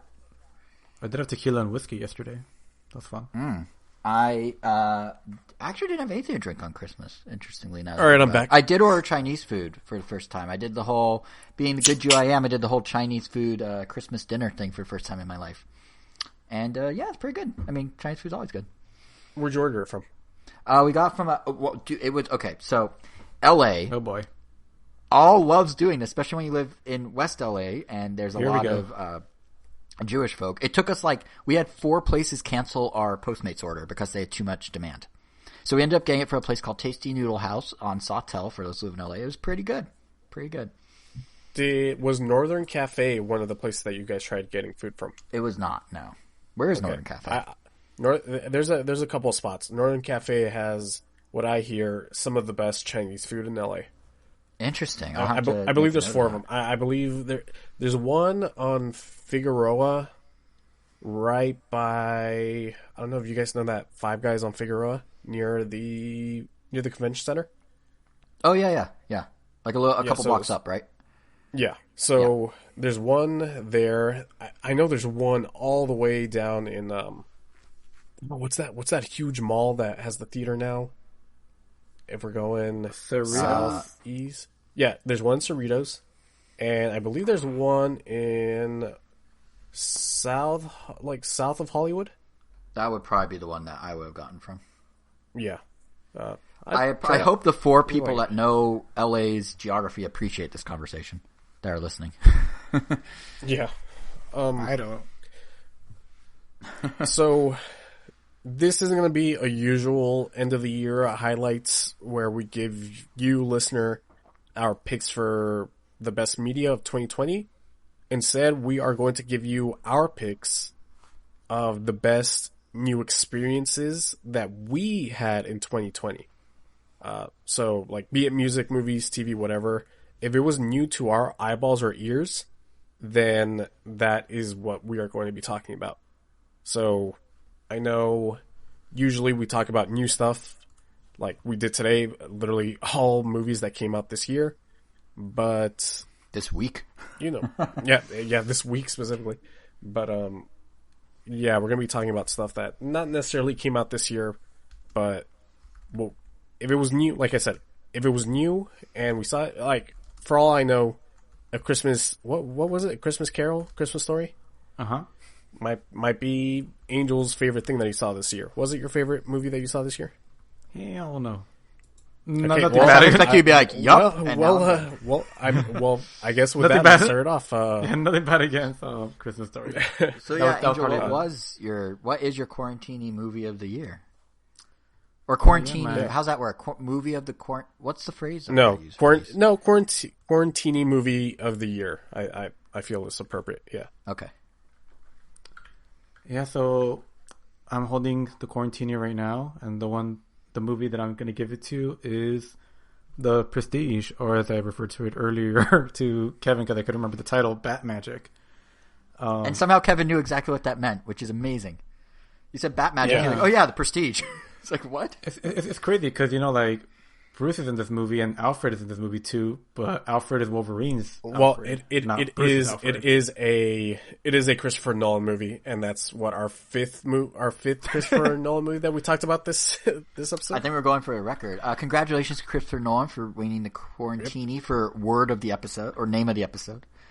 Mm-hmm. Well, what is the Quarantini? You said you were holding it. Director of the episode. Yeah. Oh, he directed this? There's going to be a twist coming up. Angel, what is the Quarantini? You said you're holding it. What is it physically? Describe it. It's a pen. Is it like a ballpoint pen, a nice pen? I guess... if I were to pick golden quarantine, it'd be a golden quarantine, not quarantine, like a golden face mask or a golden face mask. A golden martini. A golden martini would be the Quarantini. Okay. Yeah. I mean, what I had actually imagined in my head was just like, think like the Oscar trophy, like the little gold dude. Yeah. But he's sitting on a couch and there's like a TV in front of him. That's actually not bad. That's not bad. That's not bad. Does he have is there like a little pizza box open next to him, also sculpted in gold on a little side table? Oh, actually, yeah. There should be like a little table with like a bunch of junk food there. Maybe he's like kind of leaning back with like a leg on the couch and one on the floor with a blanket. The key part is there's an upside down slice of pizza on the floor. Which is literally how he's so lazy, he won't pick it up. He's just letting the cheese melt into the carpet, and it's all captured in the statue. That's disgusting. That's a lot of people's quarantine, I'm sure. Yeah, I mean, that is actually kind of how I experienced a lot of the movies. Not with the mess, just like, in a blanket, all cozy on the couch, and just watching stuff until I knock out. But yeah, Prestige definitely caught me by surprise. I didn't know it was directed by Christopher Nolan when we watched it, but I don't know, it's cool. I love movies about. I always love it when movies are about like two people trying to like outwit each other, and how it just keeps escalating and escalating until it literally goes off the rails, and it just turns into a fiction. Yeah, it was like almost like, oh, this could have happened. Yeah, the whole premise of dueling magicians is like the coolest idea. It is. It really is. Yeah. I want to rewatch David Bowie in there, and I love David Bowie. He plays. Right, that was when he was Nikolai Tesla. Yeah, I definitely need to rewatch that. Movie. I haven't seen it since college. You haven't seen it since college? Oh, wow. Yeah. I know that's forever ago for me. I mean, I'm not that old, but yeah, it was. Next I graduated. year will be 10 years. Yeah, it'll be 10 years for me and Angel. Yeah, so. Oh, boy. Which means I saw the movie like 12 to 14 years ago, probably. Yeah, but wait, that's not right. That math is wrong. 10 to 14. Oh, that's right. Yeah, 10 to 14. Yeah, Prestige is a great movie. Jason, I believe you and me have the same. Oh, is that so? I believe we will be awarding the same movie, our Quarantini. A double Quarantini. Yes. Yeah, Palm double Springs Quarantini. Indeed. Palm Springs. Wow. Would you like to explain why you like it first? I found it a very, very. It was. I don't want to say like heartwarming exactly, because that movie gets raunchy. But it was, and it gets really dark too. Yeah, you're right. But it gets, I don't know what to explain. It's very, I don't want to say wholesome either. It's hard to put into words how this, I guess warm is the best way that I could. It has a lot of heart. It. Yeah, sure. Well, I guess heartwarming. I guess it is heartwarming. Yeah, but by the end. I love the setting. I loved its premise. Its gimmick. It's Groundhog Day, but it's Groundhog Day where the main character doesn't want to leave the day. Right, and there's two of them, much like there are two Quarantinis. Yeah, and there's two of them. Yes. Yeah, exactly. No, I love that movie. That I wonder if it would have gotten more recognition if it did get theater screening time? Yeah, that's a good question. I mean, I feel like you encompass what's actually good. I was worried if I went first, I was just going to say my biases of why I like it, because I'm a huge Lonely Island fan. They produced it, and Andy Samberg's in it. And also, like, that was the first movie I saw out somewhere. Like, I left. It was the first time I went and did a thing in the world in COVID times. Like, went to a drive-thru. Who hosted it? It was, they gave us those 12 cans of zero alcohol Heineken, which were something. And no, disgusting. But it was really you can see it. Those are was disgusting. What if they want to sponsor us in the future, Kevin? You can't burn those bridges. But damn it. But no, it was really like, it was interesting to leave home, go to an event, and like do a thing from the safety of a car, and then have the movie basically be about how you're in this rote routine and you get to break free and like move on. And that kind of felt like it paralleled so nicely. So not only was the movie really well done, but it just like really resonated in that moment because we were all stuck at home, and then we, got to go do the thing. And it was just like, it really like clicked on so many levels besides just it being a very good movie in and of itself, which I really, really enjoyed it. Like, it didn't try and bite off more than it can chew. It didn't try to be this whole bigger thing. Even when they try and explain how like the circumstance happened, they kind of do it in a sort of way that like is low key like the movie itself in many ways. Like it was like the right movie with the right vibe at the right time, and it's just really well made. And you again, can never see Andy Samberg the same way again, right? No, that's exactly how I'll see him, because he basically plays a variant of himself. So, but I just really, I thought it was really good, and it really stood out, and at a time it needed to. Dope. Well, cool. So, yeah, and I think that'll take us to our next category: our favorite games that we played this year. Yeah, that were new. New to us. Yeah, there was a lot of competition for this spot, at least more than I thought there was. Like, I was actually considering giving it to Miles Morales, because that one definitely. Oh wow! Like, I did it on one run, but I don't know. I think I actually have to give it to the Octo expansion from Splatoon, the DLC story expansion thing, because I feel like that was around the time that I played it was when we were just starting to, I guess, really hit our stride with, like, oh, we're really going to be playing Splatoon this consistently and start entering tournaments and stuff. And I was just craving some more Splatoon, and, it was there. The DLC had already been out for I don't know how many years. Maybe it was 1 or 2. And not only did it scratch that itch, but it just made me appreciate the game a lot more. Like, the music, the characters, the world building. I don't know. It felt like I don't know. It brought this newfound, I guess, love for Splatoon that I feel like I didn't have before. Like, I'm pretty sure that whenever Splatoon 3 does come out, I will play it a lot more, especially online, and actually go harder on it. I don't know. It's like I'm motivated to treat it like another Smash Brothers, just because this DLC and, just playing with the friends on Wednesdays has just brought this love of this game and franchise to a whole new level. That's big. You saying Smash Bros level? That's high praise. Any game that I could like really dive into with friends and stuff, like, always gets like boosts into that category of games I really love. And Splatoon forever. I mean, it's funny. Like, it even started that way when we first got the game, and you refused to download it for whatever reason. And we were playing it at Comic-Con in line, and we were like, come on, Jason, join us. I was like, no, I have to pick it up from Best Buy. And you know what I did? I picked it up from Best Buy. And you know what I now regret? Picking it up from Best Buy. You know what I wish I did? Download it. So you win. Mm-hmm. But yeah, Octo Expansion DLC is my pick. So I've never played Splatoon or Splatoon 2 or this Octo Expansion for that matter. But every now and then I will go back to that reveal trailer that Nintendo did, because that music is so catchy. Oh yeah, the music. Whatever song that they use in that trailer is like, oh, it's perfect. The world building they did was. No, I think he means the kind of hip hop tinged one. Yeah, the I don't know. There's like a na na na na na na na na na na. I'm absolutely editing that out. Well, that's 100% our episode title. Na na na na na na na na na na na. But yeah, please leave that in. Yeah, the music. I feel like the music, really, the world building in Splatoon is just so good, and the music's a big part of that. And they have like in-game bands. There's 2 of them, and they actually do the concerts. I know, like I love that a lot of their songs, like you have Turquoise Sun Kiss or something like that featuring Callie, or like they're all like listed like that in the official soundtrack. Yeah, and I don't know, it's great. Which does kind of bury the actual people that did compose it, but the world building is fun. I also didn't even realize not only that, but like it's not the first fake band. No, Gorilla's essentially what's her name, the J-pop star that does Toyota commercials here. You know what I'm talking about? HM are the initials. Can't remember the name. Hatsune Miku?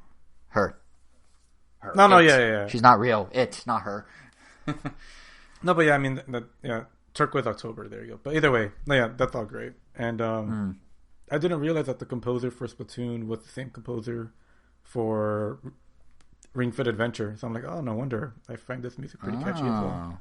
I didn't know that either. And also kind of quirky, weird sounding music. I mean, just different. Like, it definitely has its own sound to it that I feel is very different from other Nintendo games or OSTs in general, actually. Mm-hmm. But, yeah. So what's your guys' pick? I could keep going with the things that are on Switch train and say mine. Sure. You don't have to. It just worked out that way. Okay. Well, no, but I mean, like, yeah, it's not like, oh, I have to go now. But yeah, it's interesting because, like, I was about to say, oh, you should have said Splatoon on the regular podcast, and I realized, no, wait, it didn't come out this year. And that's also true for mine, because back in February, really enjoyed, what? That's a duh. Oh, I thought you said don't. And I'm like, don't what? But no, back in February really enjoyed What Remains of Edith Finch, which is from a couple years ago. And I don't know if it might actually surpass, because last, around Nintendo I said Animal Crossing is my game of the year. If you're picking games from 2020, Edith Finch might surpass it, just the gaming experience in 2020, because it was the first, I think it was maybe the first or one of the very first, very narrative driven, yet interactive sort of experiences. I mean, obviously there's stuff like Ace Attorney, which I played back on the DS, and that was very visual novel, but this was just like a whole, it felt like I curled up with a book. Like, it felt like, because I was just sitting on the couch. It was like, I remember being like actually like a cold, rainy day, or as cold as LA gets. And I was just sitting there curled up with my Switch, and I played through the whole game in evening. And it was really cool. Like, I don't know, just the way it combines its storytelling with like the experiences. You're basically working your way through learning more about this family by going to their now empty house, and they've all, I believe, passed away. Yeah, they all have. And you just kind of are playing these vignettes of each of, like, a little slice of this family and kind of their dysfunction and their issues, and kind of learning more about their history. And it's just the way that each, like, little vignette is its totally unique own gameplay that still has kind of a thread of the same, like, control setup, basically. In a way, it's really like a dark, sad, drawn out WarioWare. Like, it's all the same 2 inputs, but you do all these different things with Christ. Them. But, like, come on, I'm not, like, totally wrong here. Like, literally, because WarioWare, you have a button and a stick, and you're told, figure out what to do. And this is basically that. But it could be, one of them's like, you have to just swing yourself on a swing, and then it gets more elaborate, and there's this fish cannery one towards the end that gets real crazy, and it's a really... The Warrior the Frog with the classical music. What? Oh, yeah, and there's, like, the frog in the bathtub. Yeah. Yep, there's that one too. Like, it's just, there's so many different things it does with such a simple input, and it tells a story that really gets, like, fleshed out over time, and it just instantly clicked with me, and it was really enjoyable and really unique. And it kind of got me into that genre. I'm like, okay, maybe there's other stuff like this. So what's funny that I recommended this game to Jason a long time ago. I don't even remember you recommending it, honestly. Because I'm always looking for, when I look for games to recommend to Jason, I have to remind myself, okay, it can't be too complicated. I don't want to scare him away. Okay, so, hold on. So we have to make sure. So we have to make sure that, like, you don't really have that many options. And in a way, I would describe it, Edith Finch kind of like a walking simulator. You're kind of being like, it's more interactive than one. No. It's more. No. I know. I'm kind of downplaying it a little. But it's kind of like you're going through, like, a theme park attraction. Like, you kind of, like, there's, like, an entrance. Dark, like, depressing. There's a singular path, and honestly, I think it's very because linear. And I think because there is only like, one direction the story takes, I almost want to say that it does a better job of getting the story across than some of the Telltale games. Like, as much as I love those, I think sometimes like I think they get too tangled up in some of their gameplay elements that don't always work well. I feel like everyone agrees that controlling a character in Telltale games isn't the greatest thing ever. It just always feels a little awkward. And I've been kind of... Or go ahead, sorry.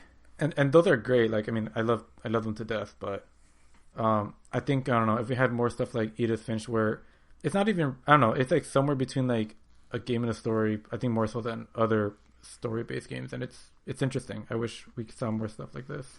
And I've been like trying to scratch the itch of finding Jason something could actually like play Edith. games. Hey, okay, I play. Games. My game. Okay, good save. Because I say my gameplay, according to the Switch Year in Review, is up like a crazy amount percentage wise. I won't tell you raw numbers because they're still really sad, but percentage wise, they're really good.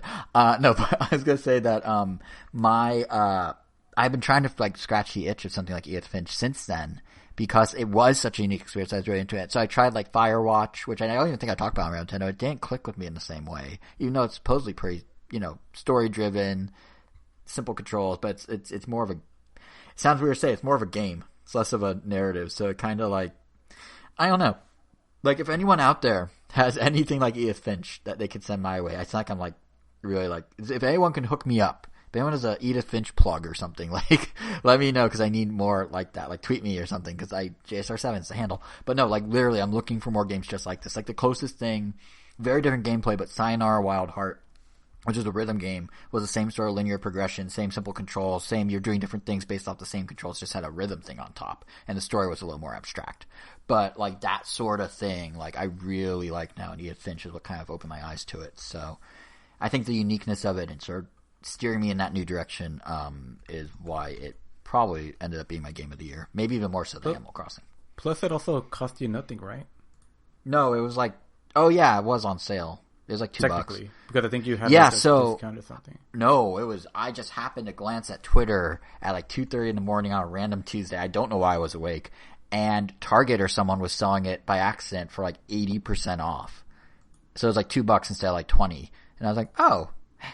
And I actually thought it was a different game when I first bought it. Initially thought was, what's the one that you played, Ken, where you're on the ship and it's all like Game Boy camera graphics? The Oberdin. Oh, yeah, Return of the Oberdin. Oberdin. So when I initially got it, I'm like, oh, this is the one that Kevin talked up once. And I like bought it and I looked at it, I'm like, no, it's not. I just, because it was 2:30 in the morning, I was half asleep. You were going to get Oberdin? I mean, it sounds like you might like that game then. Yeah, or it might be too cerebral for you? I don't know. I don't know. Okay, too cerebral for me? All right. I don't, you're just coming in hot today. No, I don't know. I don't know what, I probably will eventually get it, but I was very pleasantly surprised with. I mean, I'm trying to get you to play Paper Mario, but it seems to scare you away. Hey, why every episode do you have to bring it up? It's not pressuring me successfully, clearly. By episode 8 where you do this, you should know. I need to try a new tactic. No, I will, yeah, you just have to like bring someone to my apartment and put a gun in my head and be like, play Paper Mario. No, I'll play it. Jeez, if that's what it takes, oh my god. No, it's not. I mean, definitely not. Don't be surprised if that happens then. Okay. You hire a TaskRabbit to put a hit on me? Don't worry, we'll use those Splatoon water guns from Target instead of a real gun. That works. But yeah, anyway, so point is Edith Finch, really good game. Really like it. So that's mine. What about you, Kevin? I was almost compelled to say Hades because, as you guys know, one of my favorite games of all time. Mm-hmm. But I feel like that'd be a little cheap if I just went that route. So it would. It's while Hades gets the Quarantini, I will give the I guess the honorable mention Quarantini, which is I guess what would that trophy look like? It's like a clear version of it. It's one made out of maybe aluminum a bronze foil. Version. It's aluminum foil. There we go. It's an aluminum foil. I'm going to give it to Apex Legends. Interesting. Just because even though I have played it before, this was the year where it is now my go-to game. Like absolutely. More than Overwatch? I know. Oh yeah, more than Overwatch for sure. It's especially I haven't played Overwatch in a while, months at this point. But every every week I at least put, I don't know, another 20 hours into Apex Legends. Whether I'm playing it solo, whether I'm playing it with Elvis and the crew there, whether I'm playing it with some of my coworkers. It was the year where I truly fell in love with the game. Where before it was like, okay, you know, it's just trying to cash in on the PUBG/Fortnite Battle Royale thing. And it was fun back then. But this is the first year where I truly want to have a go at it. And before I was terrible. Now I can call myself mediocre.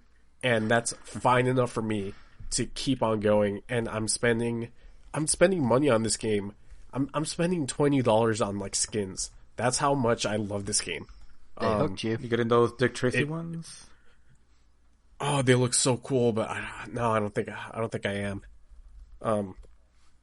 But yeah, and I'm super excited for it to come out on the Switch. So like a new breed of players can come in, and I can possibly destroy them in crossplay, or maybe they'll destroy me. I don't know, but yeah, I think the evolution that game's done, especially with how changed it is compared to what it launched with. When it launched, it only had 8 characters. I believe we're up to 16 now. Oh, wow. So, like, yeah, it's doubled its cast at this point. Not bad. Yeah, they added crafting this year, like a crafting system, which is super fun. They switched up the meta with armor, how armor works, and that switched up the gameplay by a lot. The developers are constantly listening to the fans, whether it be on the subreddit, and the developers, they will mess up every now and then, but they own up to their mistakes and they'll change it as soon as they can. Yeah, I have nothing but good things to say about Apex Legends. It's a great game. But Hades will get the Quarantini for me. And if you want to know why, I spoke about Hades at length in, 4 Ram Nintendo episodes ago? Something like that. The episode called Heck of a Time is the one. Yeah, Heck of a Time. Heck of a Time. I'll look up the number right now while you guys are talking. You'd think I would just notice things, like a walking random Nintendo encyclopedia. Yeah. Oh, you know what? That reminds me. Let me just open up my Switch here and see if the game ever downloaded. Because I bought it yesterday. Because Hades is on sale. It's 20% off right now. I believe it's $20 on the eShop. There it is. It's on my home screen. Nice. Oh man, and I'm about to lose a lot of time to it. It's episode 240 from October 25th. Fittingly, Halloween time. Whew. Wow. Yeah. Yeah. So there you go. go. Hades with Apex Legends getting the honorable mention there for my favorite game. Quarantinis being passed around. Favorite TV show? This might be a little, because we don't watch a lot of TV. At least I don't. Angel, do you have a favorite TV show of the year? I do. It's kind of an interesting category. So whoa! So I have. That was pure enthusiasm. I'm gonna give a really quick shout out to The Mandalorian and Schitt's Creek. I knew he was going to say The Mandalorian, even though he hasn't seen it. He's seen only the finale of both. He has not seen any other episode. He saw 7 episodes of Schitt's Creek, and then nothing for 5 years, and then the finale. And he saw literally just the finale of Mandalorian. So I'm glad he enjoyed them without any context. Yeah, they entertained me for the duration of that episode. So for 22 minutes, Schitt's Creek entertained you enough to shout it out. For 22 minutes. Yeah, I think it deserves that. That's a bold. That's high praise. Mandalorian. Think of it as the shortest mini-series of all time. Mini-series, just a one-off. It's like a little mini-movie. And then, like, The Mandalorian, like, that one... Spoilers? If it was, I was hoping... I was hoping to get... I was hoping to be a little more confused and a little more like, oh, who's this? Who's that? What's going on? But they had a little recap before the episode started, and it ended up making everything really easy to follow. Hey, I have a question.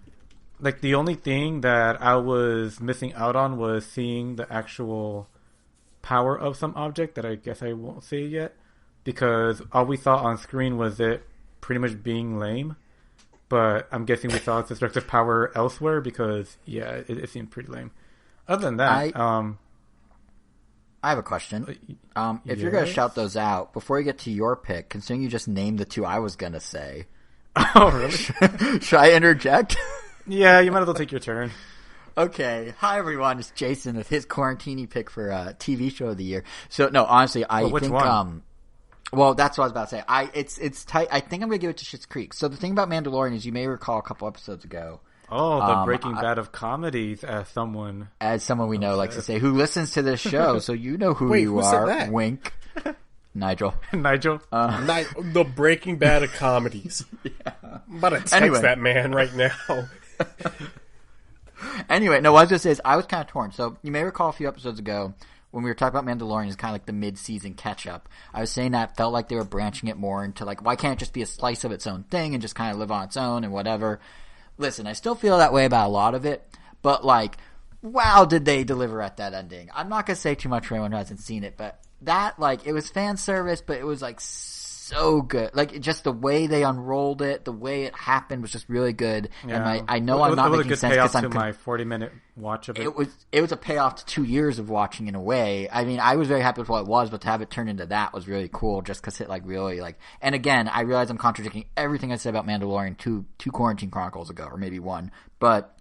Like, that moment was really cool, and in general, the show's just really fun. Like, the reason, Angel, I think you're able to keep up with it is because it is very Monster of the Week for the most part. I mean, season 2 less so, but they do a really good job of, like, it's gonna sound stupid. They do a really good job of not having a plot, so it's really easy to follow. But no, it is fun, and it's like little slices. So, yeah, that was a very close, especially that ending. Like, I had people texting me that haven't talked to me in months that were just like, oh my god, did you see that? But, that was very close, but Some friends. I think, yeah. Yeah, did you reply back? That was a joke. That was a joke. Yeah, I know they were. I replied back like, who are you again? No, of course not. But the... You phone who it is? Yeah, exactly. No, but the one that I'm going to give the Quarantini... So that gets the aluminum foil Quarantini. The, the AFQ. The one that gets the actual aluminum foil, yeah, AF. The one that gets the actual Quarantini for me is Schitt's Creek, though. I really enjoyed it, and I think what I really liked is... One, it's funny, but also just it's very rare for comedy to have this sort. What? Breaking Bad funny? It's the Breaking Bad of comedies, according to our friend. But the thing I really liked about it is, unlike a lot of comedies, it did not fall into that pitfall of the characters just becoming exaggerated versions of their season 1 selves as each season goes on.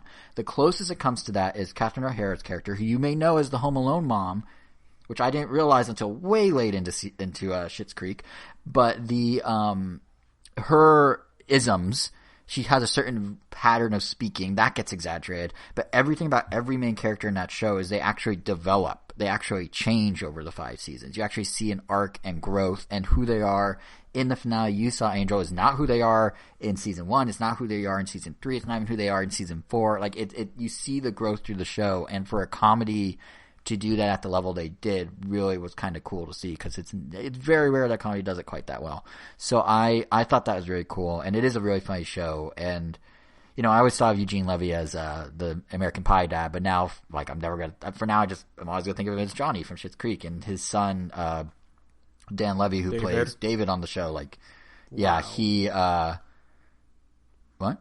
Oh, were you said wow. We couldn't even like remember his name. No, his son's name is Dan Levy. His son's name is Dan Levy. He plays David on the show, is what I said. Oh, wait. The father and son actually play father and son? Yeah. You can't tell that Eugene Levy, from the 22 minutes you watched, you couldn't tell that Eugene Levy and Dan Levy are related? They have the exact same face. Their eyebrows are equally visible from space. How can you not tell that? I don't know.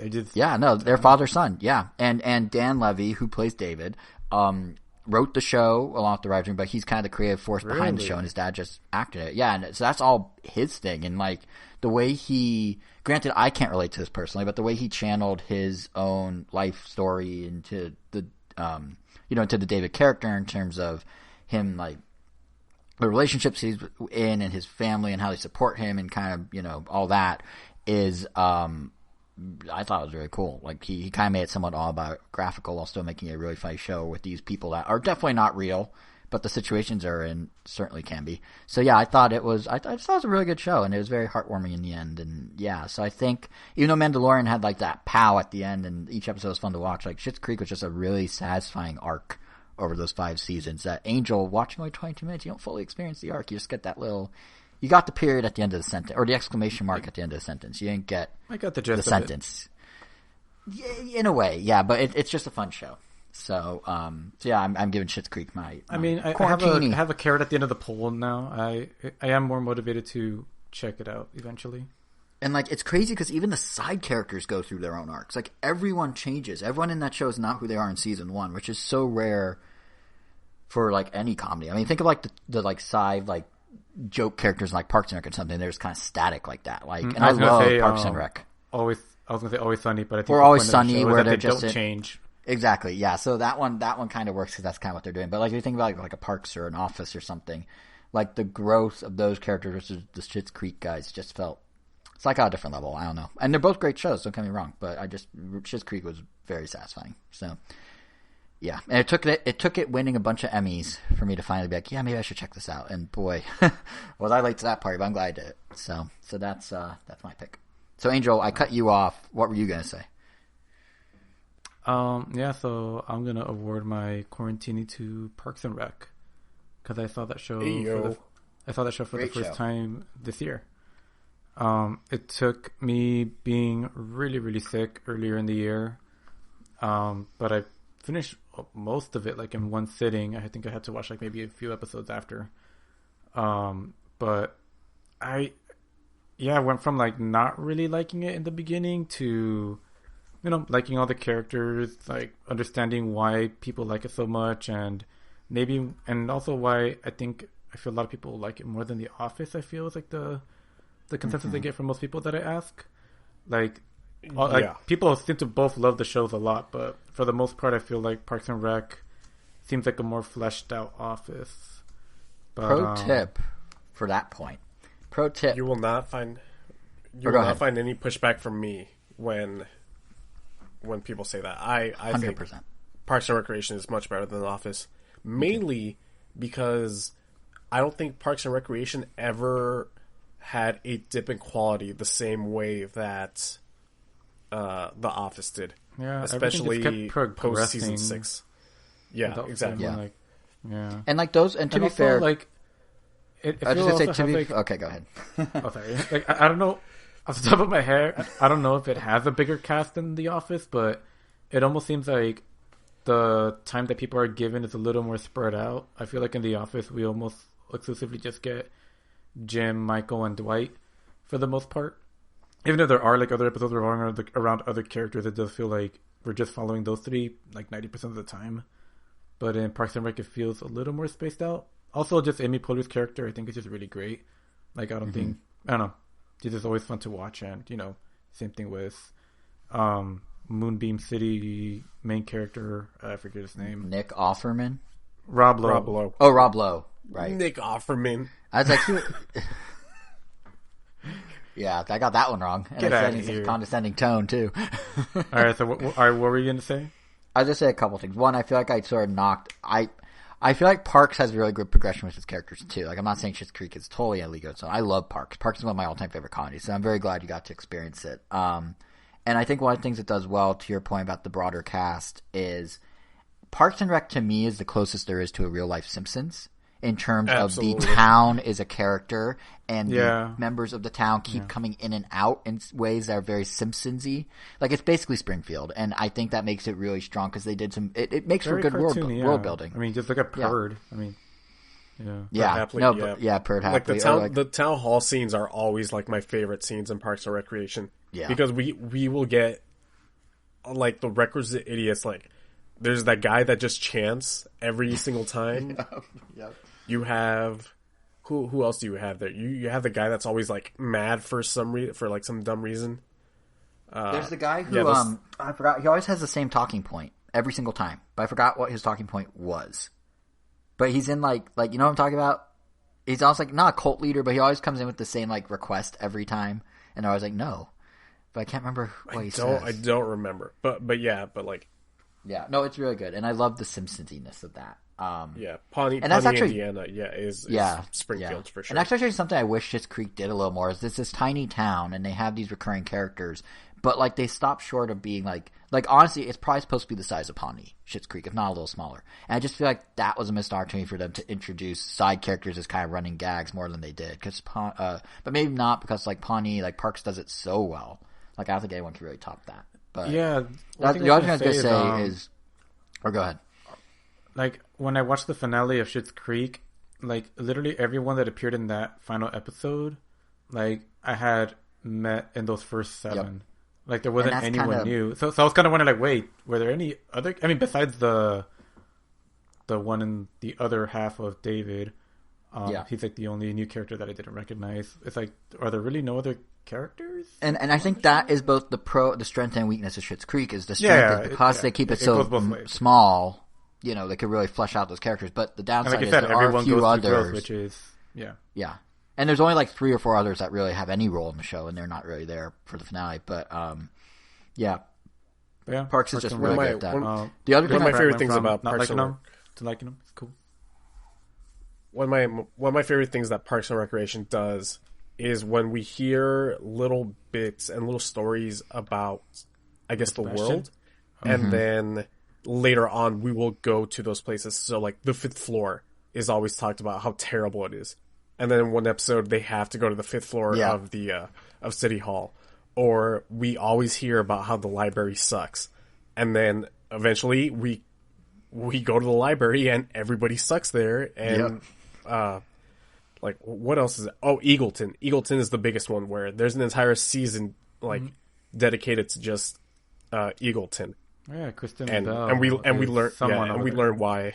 Yeah, we learn why exactly Pawnee and Eagleton hate each other. It's I love that about Parks and Recreation. Jean-Ralphio, hands down the best side character in anything. I love Jean-Ralphio. Oh, so absolutely. He's the best. Funny, I totally thought, like, before I started watching the show and I would just randomly see it as, like, my sister or other people watched it, I totally thought I was going to hate that character or just find him really obnoxious. But no, he's just really funny. Like, they know how to use them, or I guess not overuse them. Him and his sister Mona Lisa were pretty funny. That and one of the things that was really nice in early quarantine, even though it wasn't necessarily the best, just seeing it when they did the Parks and Rec reunion special thing, whatever you want to call it. Yeah. Like that, the 30 Rock one, not so much, but when they did, just because it's too much of an ad, but when they did the Parks and Rec one, like that was one of the first things in quarantine, and it was so nice, even briefly, just to have them back and to go back to that world and to see even Jean-Ralphio's now shilling for infomercials or whatever he was doing. Like it was just really cool to like get a chance to revisit those characters after. So it's cool, Angel, you got to experience them all for the first time, but even for those of us who have seen the show already, it was nice to be able to sort of dip back into Pawnee for, what was it, 40 minutes or so? So it was a good year for Parks and Rec in both senses.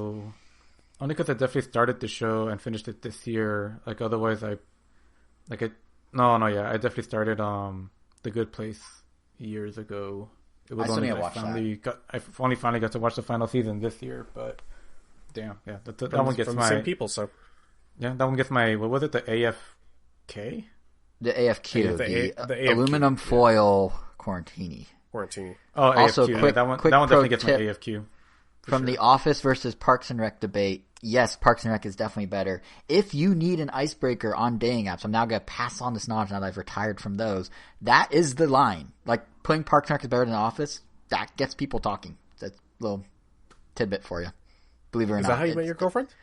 That wasn't specifically how, but Parks and Rec being my favorite comedy was definitely in my bio, and it's hers. So it's worked. Yeah. Oh. But no, like seriously, that putting like I think Hinge is one that's like put like a statement or something. If you put Parks and Rec better in The Office, even if they're not interested in you, there's good debate you on it if they disagree or agree with you. So there you go. I love a good debate. So there you go. Pro tip. I'll continue the comedy train here and say What We Do in the Shadows gets my Quarantini. TV adaptations of movies will always be a hit or a miss. I feel like there's no in between, but I feel like this is a case where the TV show like superseded the movie. The movie is hilarious. You guys know how much I love Taika Waititi and his comedy. Yeah, but the way that the show sort of adapts the rules of the movie and makes it its own, I think is just hilarious. It's the show is one of the funniest shows I've ever seen in my life. And not only that, but like they do, spoiler alert for the season finale of What We Do in the Shadows of the first season, but they bring in so many, I guess iconic vampires from like other pieces of media. So they have, not only do they have Taika Waititi's character from the movie, but at one point Wesley Snipes is in the movie. Is in the episode? What? Yeah, as Blade. Yeah. Wait, what? Wow. Yes. How did they even get the rights to that? Is that because FX is now owned by Disney, who owns Marvel? No, so they don't explicitly say that he's Blade. But Okay. Wesley Snipes is a vampire in That's so in that funny. episode of What We Do in the Shadows. Yeah. No, it's absolutely hilarious. Who else was? Oh yeah, Tilda Swinton was in it. It was Danny Trejo was in it as well. It's such a funny show. I wish more people would watch it because unfortunately it is stuck on FX, and FX isn't pulling the same amount of viewers that they used to. FX on Hulu. That is an option. Oh which is yeah, because branding that's gonna confusion. Yeah. Yeah. But it is getting a third season. I hope they know that they probably don't have enough time to keep on going, so hopefully they close out season 3 with enough confidence to be like, you know what, if this is the series finale, it'll be the series finale. But yeah, that's what I'm gonna go with. What We Do in the Shadows, absolutely hilarious. Gets my Quarantini for sure. Definitely adding that to the list. Sounds interesting. Yeah. And with that, let's move on to favorite anime. I believe I will bow Jason's out of this gonna category. sing this one out. Thank you for your time. I will be bowing out here. Angel, do you want to start or should I start? I could start it. It's fine. So, yeah, this one should be pretty easy. I did watch a ton of anime this year, but yeah, none gave me like the punch to the gut that I was looking for in any medium as much as Your Lie in April. Damn, like that anime, like I don't know. I do watch slice of life anime. I know I've mentioned before that I have like moments where, or I guess months where I want to watch something very fantastical, where I'm watching, your Attack on Titans, your My Heroes, your very weird, trippy anime. I think I went too extreme that one time with that one about the balls. kappas and the anal gland thing. Oh, whoops, that's even worse. But and usually the few slice of life shows that I watch, they're usually like hinging on something. It's not like literally just the everyday life of X character. There's always something. Like another one that I would definitely give my AFQ to. I think that's what we called it. I keep forgetting the acronym. That's the runner-up one. Yep. Yes, aluminum foil Quarantini. Yeah, the one I would definitely give the Quarantini for it would be Hands Off My Azoken. I want to say I saw that this year, or maybe that was last year. But that's literally like an anime about making anime. Like there's no fantastical elements, it's just kids making an anime, and they just give so much attention to detail to the animation process, the editing process, like everything that is just engaging. But this one, like, damn, like it just gave me like such a nice appreciation for music, kind of like even like soul, like it kind of touches on like existential crises and what it means to live, and it's just so good. And I mean, yeah, like that one wrecked me at the end. Like even like I remember even watching it. Like I liked it so much that I rewatched the whole thing with my sister and brother-in-law just because I really wanted to share it with them. And they also like, I want to say they also like felt the same way at the end. Like it also hit them. It also hit them in the gut. And there's other things that make me relate to the show a lot. But man, I don't know if it's like I definitely am worried that I'm not going to see another anime or show that will literally like pull at my heartstrings as hard as that one did. Like I think the last time I was like that, like bawling that much was like for Coco or something. But yeah, Your Lie in April definitely just caught me by surprise. Glad I finally checked it out, even though I knew it existed. But Man. Freaking animation. Such a powerful medium. Cool. My anime Quarantini is going to one that you actually know well, Angel. Boku Doke ga Inai Machi? Is that how you say it? Better known as Erased. Yeah, I know. Like, no one calls it Erased in Japan. And even like the opening, it is never just Erased because it's called Boku Dake ga. I butchered that. No, rolls Erased, right off the tongue. Erased was fantastic. You know what? I'm a little mixed on the ending, but the rest of it was strong enough for me to consider this as one of my favorites for sure. Really happy to hear that. Love that show.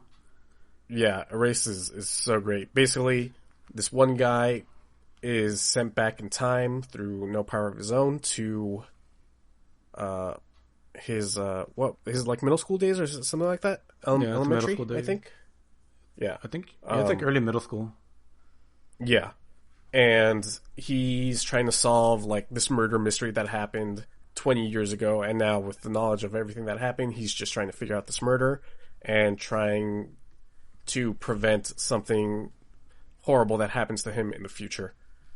I don't know. I thought it was great. I was gonna say performances, but the characters are all like super cool. They're all young kids, and they have their own set of problems, but it's told in a realistic manner. The mystery stuff itself, I love, as everybody did, as everybody consumed this year, like murder mysteries. Was Tiger King this year? It was in April, yeah. Yeah, wow. So it's I definitely got on board of that train of like, oh, this mystery and like the jinx and stuff like that, and the fact that this was an anime version with a fantastical element attached to it was exactly what I needed. This is almost like what I wanted Tokyo Ghoul to be.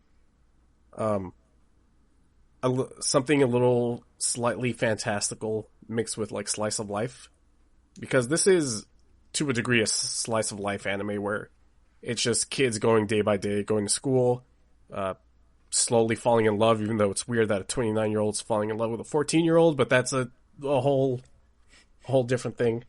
It's not as black and white as I just made it sound. And it's short. Like it's only 12 episodes. Yeah, it's short. Yeah, 12 episodes. Perfect.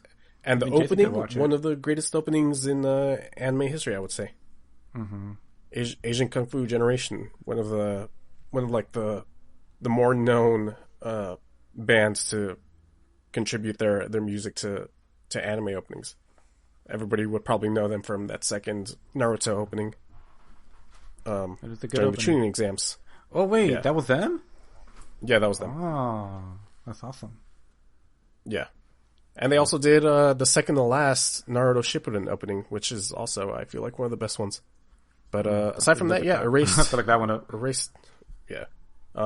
Erased, that gets my Quarantini for favorite anime. That'll bring us to my favorite album. All right, Jason, you can come back. I'm back. Jason, come back. Hi. All right, anyway, you go favorite album. Yeah, you go first, Jason. Okay, so this one, well, there's two ways of looking at this, right? Because there's the album you listen to for first time 2020, and then there's like album. Alright, so what I'm getting at basically is I'm sort of torn because I got a really cool version of an album I already own and have heard for 20 years, which was the 20th edition box set of Linkin Park's Hybrid Theory, which is insane. It comes with like lithographs and this art book and all these demos and like there's like it's like 200 songs in total. There's like all these previously released fan club tracks, and then there's 8 or 9 entirely new demos, including ones from before Chester was in the band when it was their original vocalist, and that's all really cool. So in terms of like a complete package of an album, that gets it. Maybe that gets the aluminum foil Quarantini. But in terms of like new music I experienced in 2020, I'm gonna give it, I think, to The Weeknd's After Hours, which was just like my album this year. Like I really, really like, I mean, I'm a big Weeknd fan in general, but like that album, he was so like it was his most ambitious in a way, I'd say. Like it was the music itself is kind of like this age inspired like synthy pop R&B synthwave thing that kind of goes different directions at different times, but it was so like cohesive, the whole thing, like everything about it. This is and it came out person, right? This is Starboy Person, but this is the Blinding Lights song, if that helps. It's that album. But just the Blinding Lights, not All the Lights. You're a lost cause. Anyway, no, I'm kidding. But no, but all the like, it was just so like he went in with like artistic vision. It was very cohesive. The album tells a story. I'm not gonna sing it. The album tells the story of like him losing, I guess, the love of his life or a girlfriend or whatever, and then kind of going like slipping into like madness and recklessness, and kind of being this mantra like I get whatever I want, where it gets a little more hip hop infused, and then it kind of goes back to him missing the person, and it like tells a story of like his whole breakup path and everything. But like everything he did around the album was so cohesive. Like every performance he did, he'd wear the same outfit but slowly get more and more injured as he gets slowly more and more reckless with each single that goes further and further down that rabbit hole. And it was just like a really cool approach to like storytelling within the album, and the music was really good, and it came out literally the weekend of quarantine. I think maybe not for California, but for a lot of places. And it was kind of like those first few months. It was basically like the thing I listened to, and it was and it's still like still my favorite album of the year. So I will probably give it to him. And also he put on some really like snazzy performances for it. Like he did a really crazy one for the VMAs where he's like on top of a building and they launched fireworks off the river, like the Hudson River right there, and just like the whole backdrop's just New York City with fireworks going off. They did another one here in LA on a bridge with fireworks. Like there's a lot of money that went into that album, production wise, performance wise, concept wise, and the music videos all fit the story arc of the live performances. Like the injuries that he shows in the live performances occur or get worse in the videos. It's like this one through line, and it's really interesting, and the music's really good. And yeah, so that's my album of the year. Nice. Cool. Yeah. I guess I'll go next. So originally, I guess the AFQ was going to go to RTJ4, especially that I feel like that's. What? Run the Jewels 4. Which is very good. I was very close to giving it to that. I know that name for sure. We talked about it over the summer. Yeah. They played it all Fest. I feel like that's a very important album for the year, actually. Totally. With a gaming event.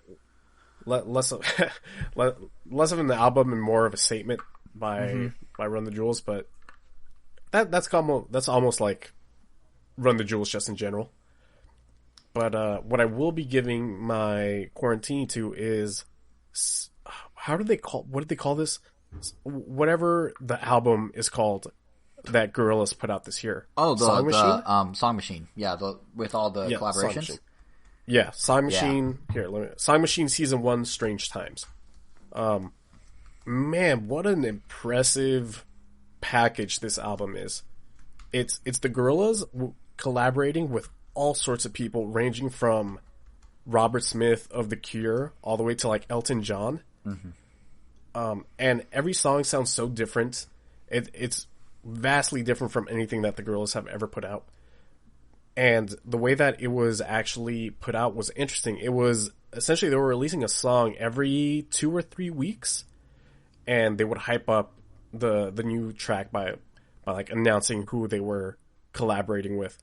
And it's almost like this visual experience where they take you behind the scenes of every song on like their YouTube channel.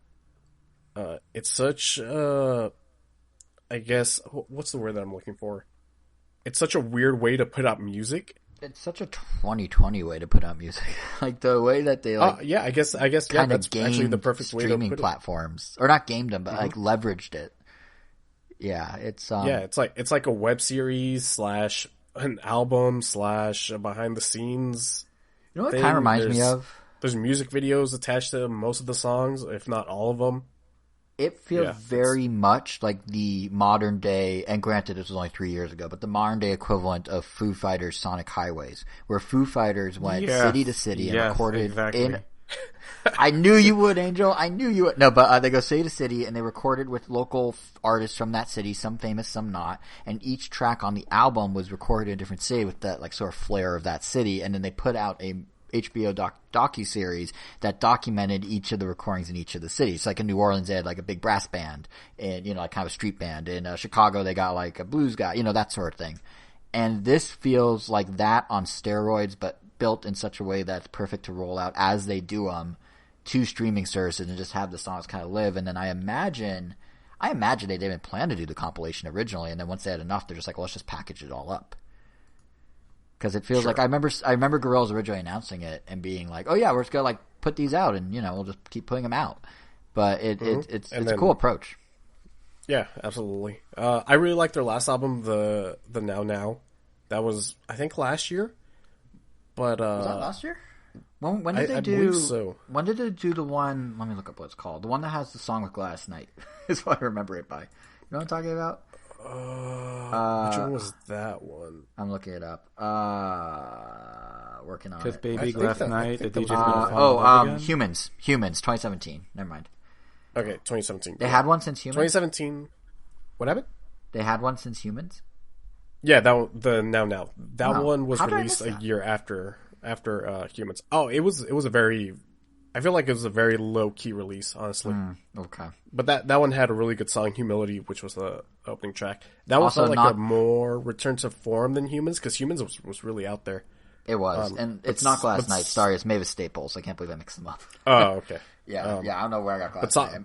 But Song Machine is even way more out there than Humans was.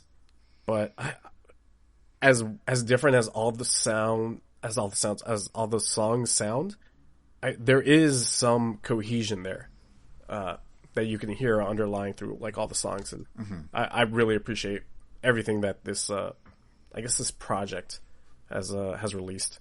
It's really, really dope. I'm really excited for season 2 or their next album. Maybe more season 2 than their next album. I need to check it out. I keep seeing it like pop up, like the videos. I just haven't looked at it. I should check it out. It sounds really cool and ambitious. I really need to give the Gorillaz another listen. I don't think I've heard a song of theirs since Feel Good Inc. I think that's what it was called. Oh, that's way back when. That's the iPod commercial era. Yeah, that's like 2003. Mm-hmm. Yeah, they Plastic Beach. Is that the album or the song? Plastic Beach was the album right after Danger Days or Demon Days. Because Plastic Beach, I really like a song on there. It's like Melancholy Hill or On Melancholy, something like that. I really like that song. On Melancholy Hill, yeah. Yeah.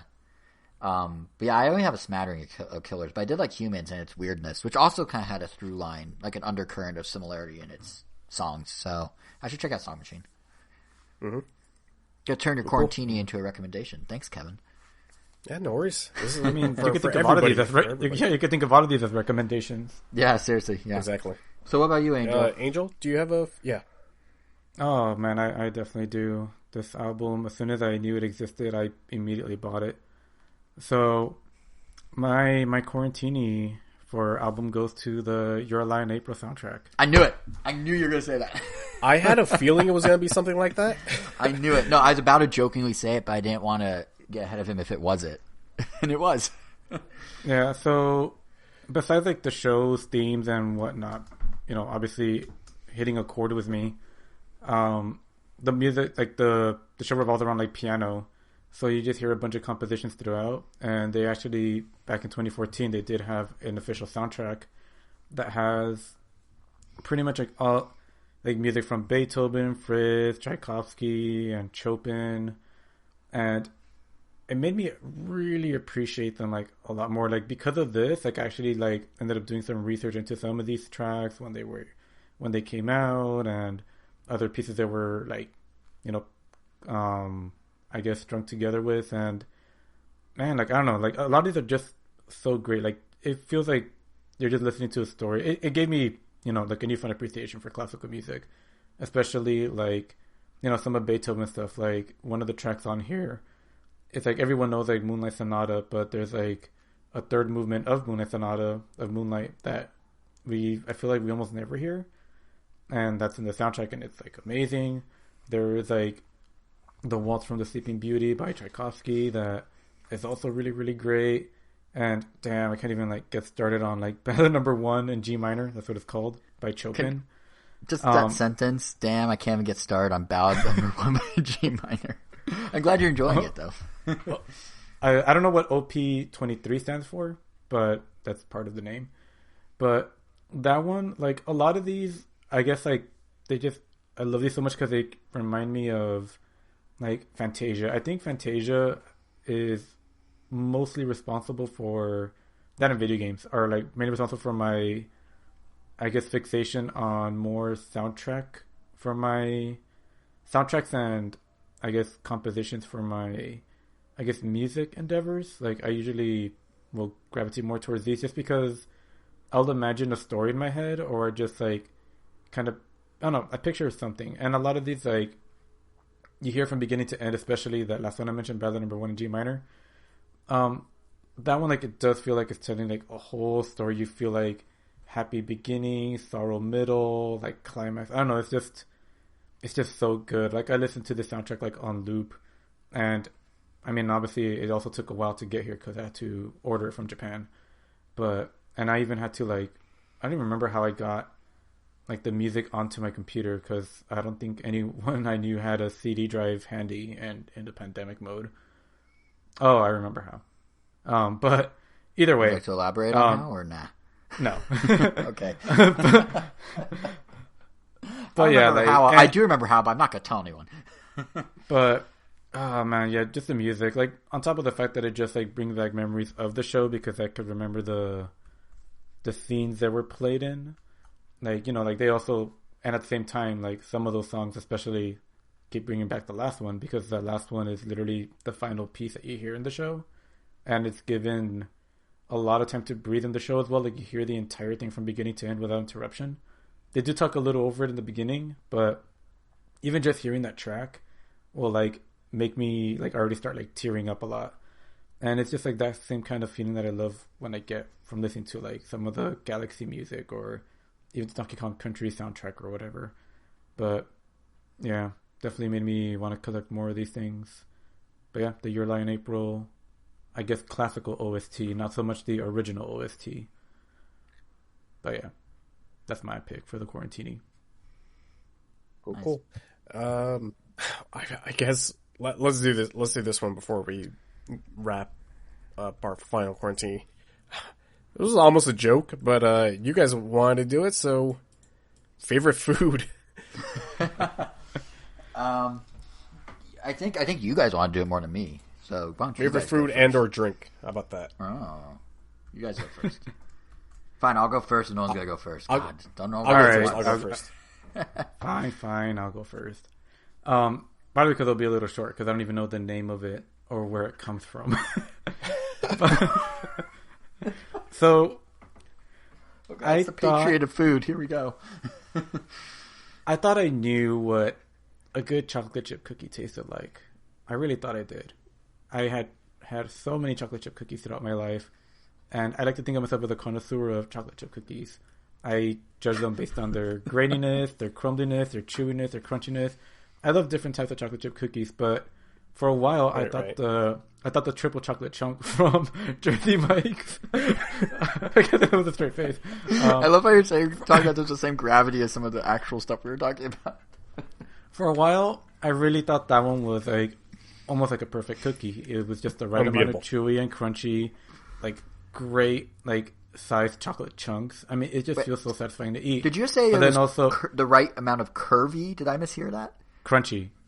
Oh, my audio, I guess. I thought you said curvy.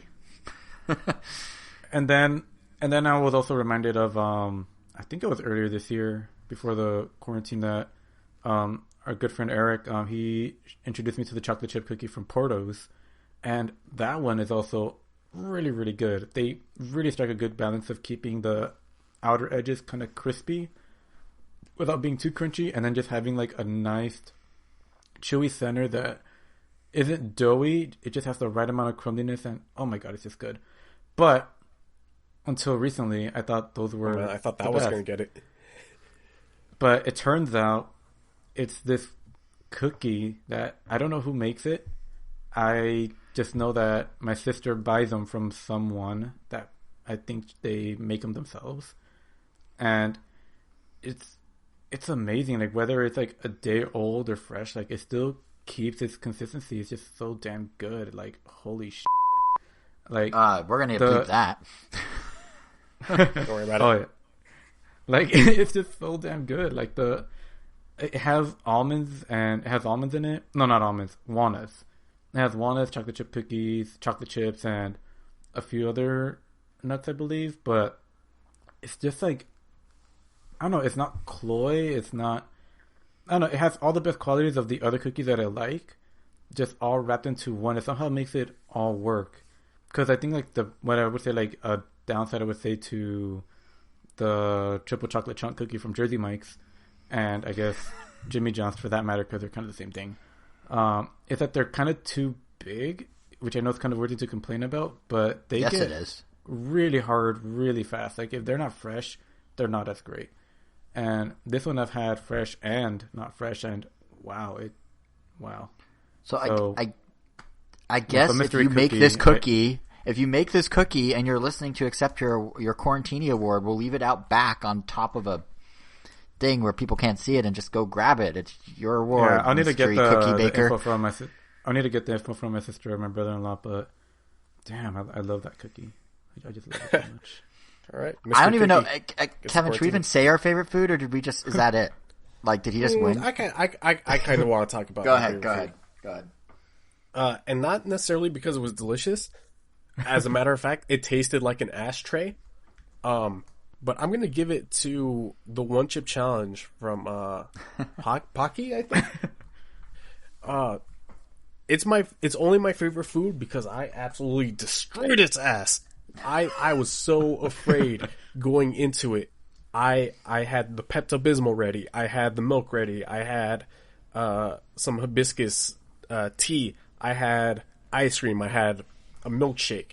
And, that puny little thing phased me for a minute. And after that, I was totally fine. I made it my bitch, man. That I probably won't do it anytime soon, but I felt like I could conquer the world after eating that one chip. And for that, it's getting my Quarantini only because I beat its ass.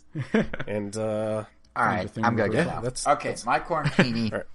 goes to the Popeye's chicken sandwich. Now, it's not a new sandwich, mind you, but it became more accessible this year because people weren't lining up to get it because there was a pandemic.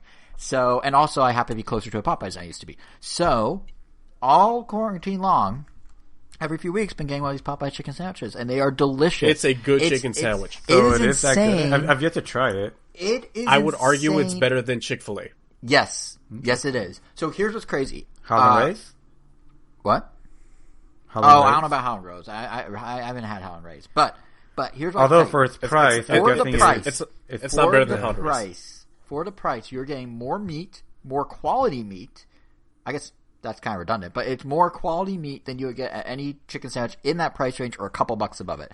And Rachel, my girlfriend, and I have been doing chicken sandwich samplings from around LA inspired by the Popeye chicken sandwich, and we have yet to find one after like 6 or 7 or 8 or 9 different ones that have topped the Popeye chicken sandwich. And that includes, there's a place called Hi Ho Burger here in LA that did a collaboration with an actual New Orleans chicken restaurant that shipped them their chicken and their recipe, and they recreated it here only at Hi Ho. And even that one from actual New Orleans isn't as good as the Popeyes fast food chain inspired by New Orleans chicken sandwich. Hey, Louisiana. So, fast.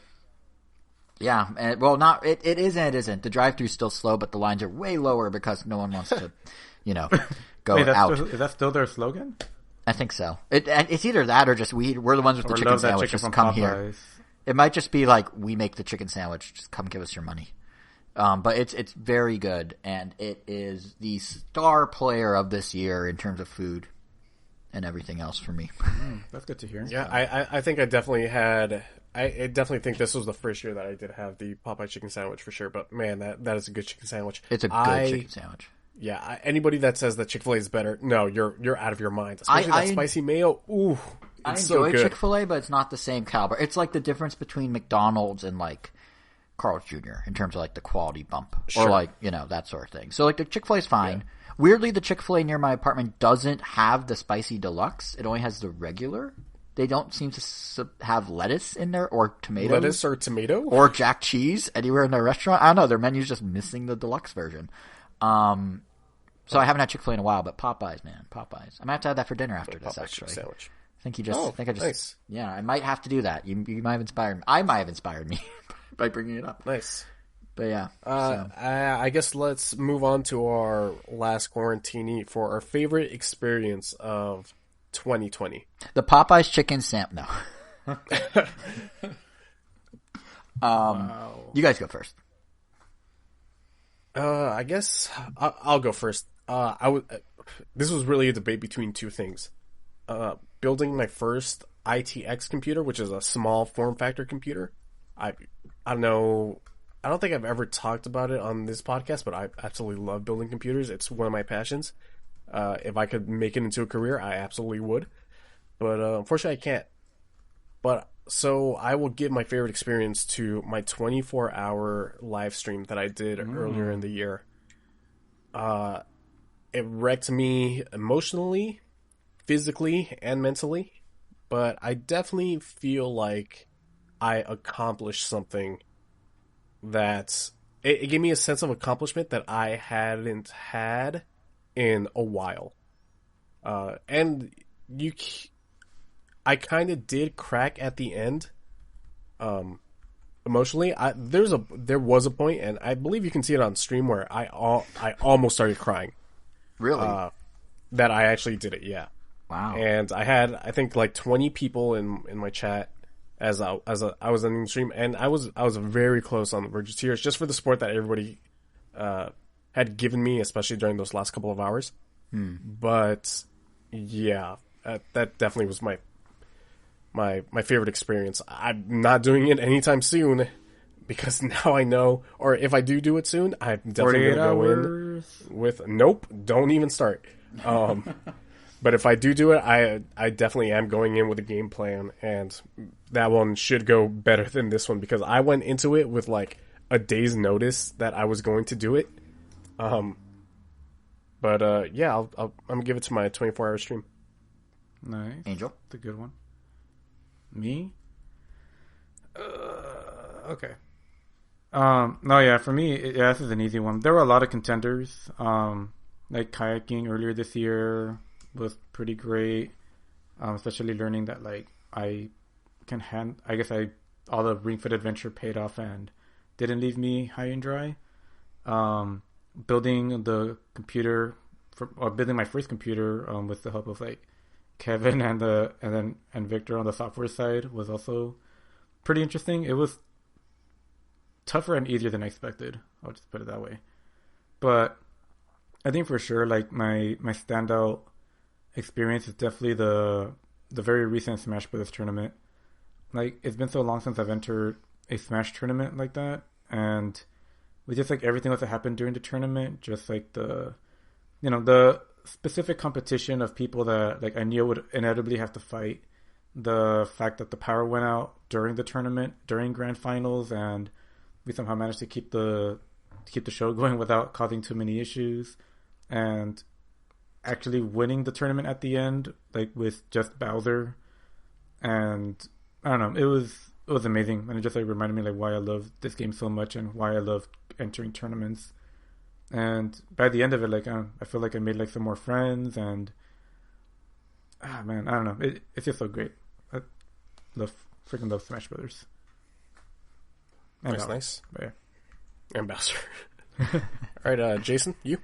Can I say it might be on some level this very podcast? It's been nice to actually like spread our wings a bit. We've talked about Nintendo for 8 and some change years at the start of this, and it's nice to be able to talk about other media and have the audience come along, and we've been getting good feedback. Yeah. So am I allowed to say someone finally got it? Sure? Yes. Oh, good, because that's not what I'm going to say. It was the Stranger Things thing. The drive-thru is really cool. Anyway. No, it was this. This was really cool. This was really nice. It's fun to kind of branch out into new topics for us, and have a chance to go deep on things like Tenet or whatever it was in the spring we were doing, or that sort of thing. Music, so I'm gonna give it to us. I'm gonna be biased and give ourselves an award. So, wow. So that's mine. I didn't expect this. I don't know. That's the worst part, is that he keeps the award. It's not like split it into 3, and then maybe you. Either we get the award in the name of the Quarantine Chronicles, or I'm going back to the Stranger Things drive-into experience. I mean, take your pick. Okay, no, that's fine. That's fine. We will keep the Quarantini first. Also, no one's forged the awards yet. Kevin should get it, technically. No. It was your idea. It was your idea. And look at the journey we've gone on and the friends we made along the way. Actually, I don't think anyone that we haven't talked to. I mean, if this was an award show, if this was like a televised award show, you would be the one accepting it and like giving the speech. Kevin would? Sure, yeah. I guess. So, I mean, it's like, you know how like, well, you know how like the Oscars give an award to the Emmy, the Emmys give an award to the Oscars. Like it's like that, except what? Not. Okay. Yeah, no, but where else can you hear Jason flex his useless knowledge on other? Remember when I went on a rant about Conan for 20 minutes? I couldn't do that on Round Nintendo. It would only be 5 minutes on there. So those extra 15 minutes, it's thanks to Quarantine Chronicles. I'll allow it. Fine. Yeah, no, but it's been a weird year, and there's definitely been some interesting stuff. I thought it would have been like your move or becoming like a cat dad or something. No, and you'd think I would say my girlfriend, right?